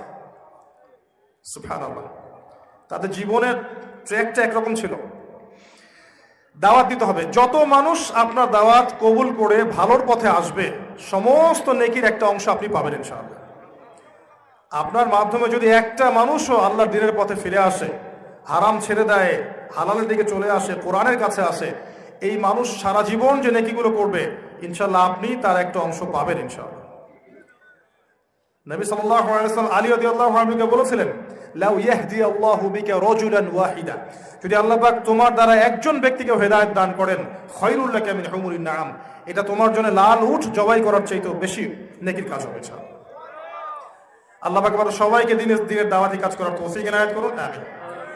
আর এই কয়েকটা কাজ করলে পরে, ওই যে প্রথমে স্লোগান দিলেন আল কোরআনের আলো ঘরে ঘরে জ্বালো, এই কাজগুলো সবাই মিলে করলে পরে দেখবেন অটোমেটিক কোরআনের আলো ঘরে ঘরে চলে গেছে ইনশাআল্লাহ। আপনাকে কোনো বল প্রয়োগ করতে হবে না, দেখবেন কোরআনের আলো ঘরে ঘরে চলে যাবে ইনশাআল্লাহ। এবং কোরআনের হুকুম আহকাম বিধিবিধান আল্লাহর জমিনে প্রতিষ্ঠিত হবেই হবে ইনশাআল্লাহ আযজা ওয়া জাল্লা। আর আমরা জানি, আখিরুজ্জামানের স্টুডেন্ট হিসেবে আমরা জানি যে ঈসা ইবনে মারইয়াম আসছেন কত সালে। এটা ননসেন্স প্রশ্ন, আল্লাহ ভালো জানেন। 100, 200, 300, 400, 500 আল্লাহ ভালো জানেন, কিন্তু হি ইজ কামিং, তিনি আসছেন। এবং তিনি নবী হিসেবে নতুন করে শরিয়াহ নিয়ে আসবেন না, এই উম্মতের মধ্যেই আসবেন, এবং তিনি জেরুজালেম থেকে ইসলামী খেলাফা আবারও বাস্তবায়ন করবেন। স্পষ্ট হাদিস আছে, লা তুকাতিলুনাল ইয়াহুদ, তোমরা ওদের সাথে যুদ্ধ করবে। এমনকি একজন ইহুদ যদি পাথরের পিছনে লুকায়, পাথর কথা বলা শুরু করবে, ইয়া মুসলিম, হে মুসলিম, ইন্না ওয়ারা আল ইয়াহুদ, আমার পিছনে একজন ইহুদি আছে, তাআল ফাকতুলহু, আসো তাকে হত্যা করে যাও। 40 বছর তিনি সেখান থেকে পুরো বিশ্ব শাসন করবেন, বিশ্বে জুলুম বলে কিছু থাকবে না ইনশাআল্লাহ। এরপরে মানুষ আবারও খারাপ হওয়া শুরু করবে, তাদের সামনে কিয়ামত হবে। ওই দিন আমরা দেখতে চাই না, আমরা জানি সামনে এই সময়টা আসছে। এখন আপনার আমার করণীয় এগুলোই, বেসিক কাজ। জ্ঞান অর্জন করেন, আত্মশুদ্ধি অর্জন করেন, কোরআন পড়ুন, বুঝুন, কোরআনের হুকুম আহকাম মেনে চলুন, নবী সাল্লাল্লাহু আলাইহি ওয়াসাল্লামের সুন্নাহ মাফিক জীবনযাপন করুন, আদর্শ পরিবার গড়ে তোলেন, হালাল রিজিক খান, হারাম থেকে বেঁচে থাকেন, ইসলামের দাওয়াতি কাজ করেন, উম্মার মধ্যে ঐক্যের চেষ্টা করেন, আপোষে বিভক্ত হবেন না, গীবত, তুহমত, কাদা ছোড়াছুড়ি, রিয়া অহংকারের সংস্কৃতি বাদ দিয়ে সবাইকে নিয়ে কাজ করার চেষ্টা করেন, দেশের জন্য কল্যাণকর কিছু করেন, উম্মাহকে নিয়ে, রাষ্ট্রকে নিয়ে একসাথে এগিয়ে যান। ইনশাল্লাহ দেখবেন, আমরা যদি নাও পারি, আমাদের এই ইয়াং জেনারেশন এবং পরবর্তী প্রজন্ম এমন একটা সময় নিয়ে আসবে ইনশাআল্লাহ যে আল্লাহর জমিনে আল্লাহ রাব্বুল আলামিনের পতাকা ইনশাআল্লাহ তাআলা পথ পথ করে উড়বেই ইনশাআল্লাহ আযজা ওয়া জাল্লা। আল্লাহ পাক আমাদের সবাইকে তার দ্বীনের জন্য কবুল করুন, আমিন। আল্লাহ পাক আমাদের সবাইকে প্রকৃত জ্ঞানে জ্ঞানী হওয়ার তৌফিক দান করুন, আল্লাহর পক্ষ থেকে নূর দান করুন।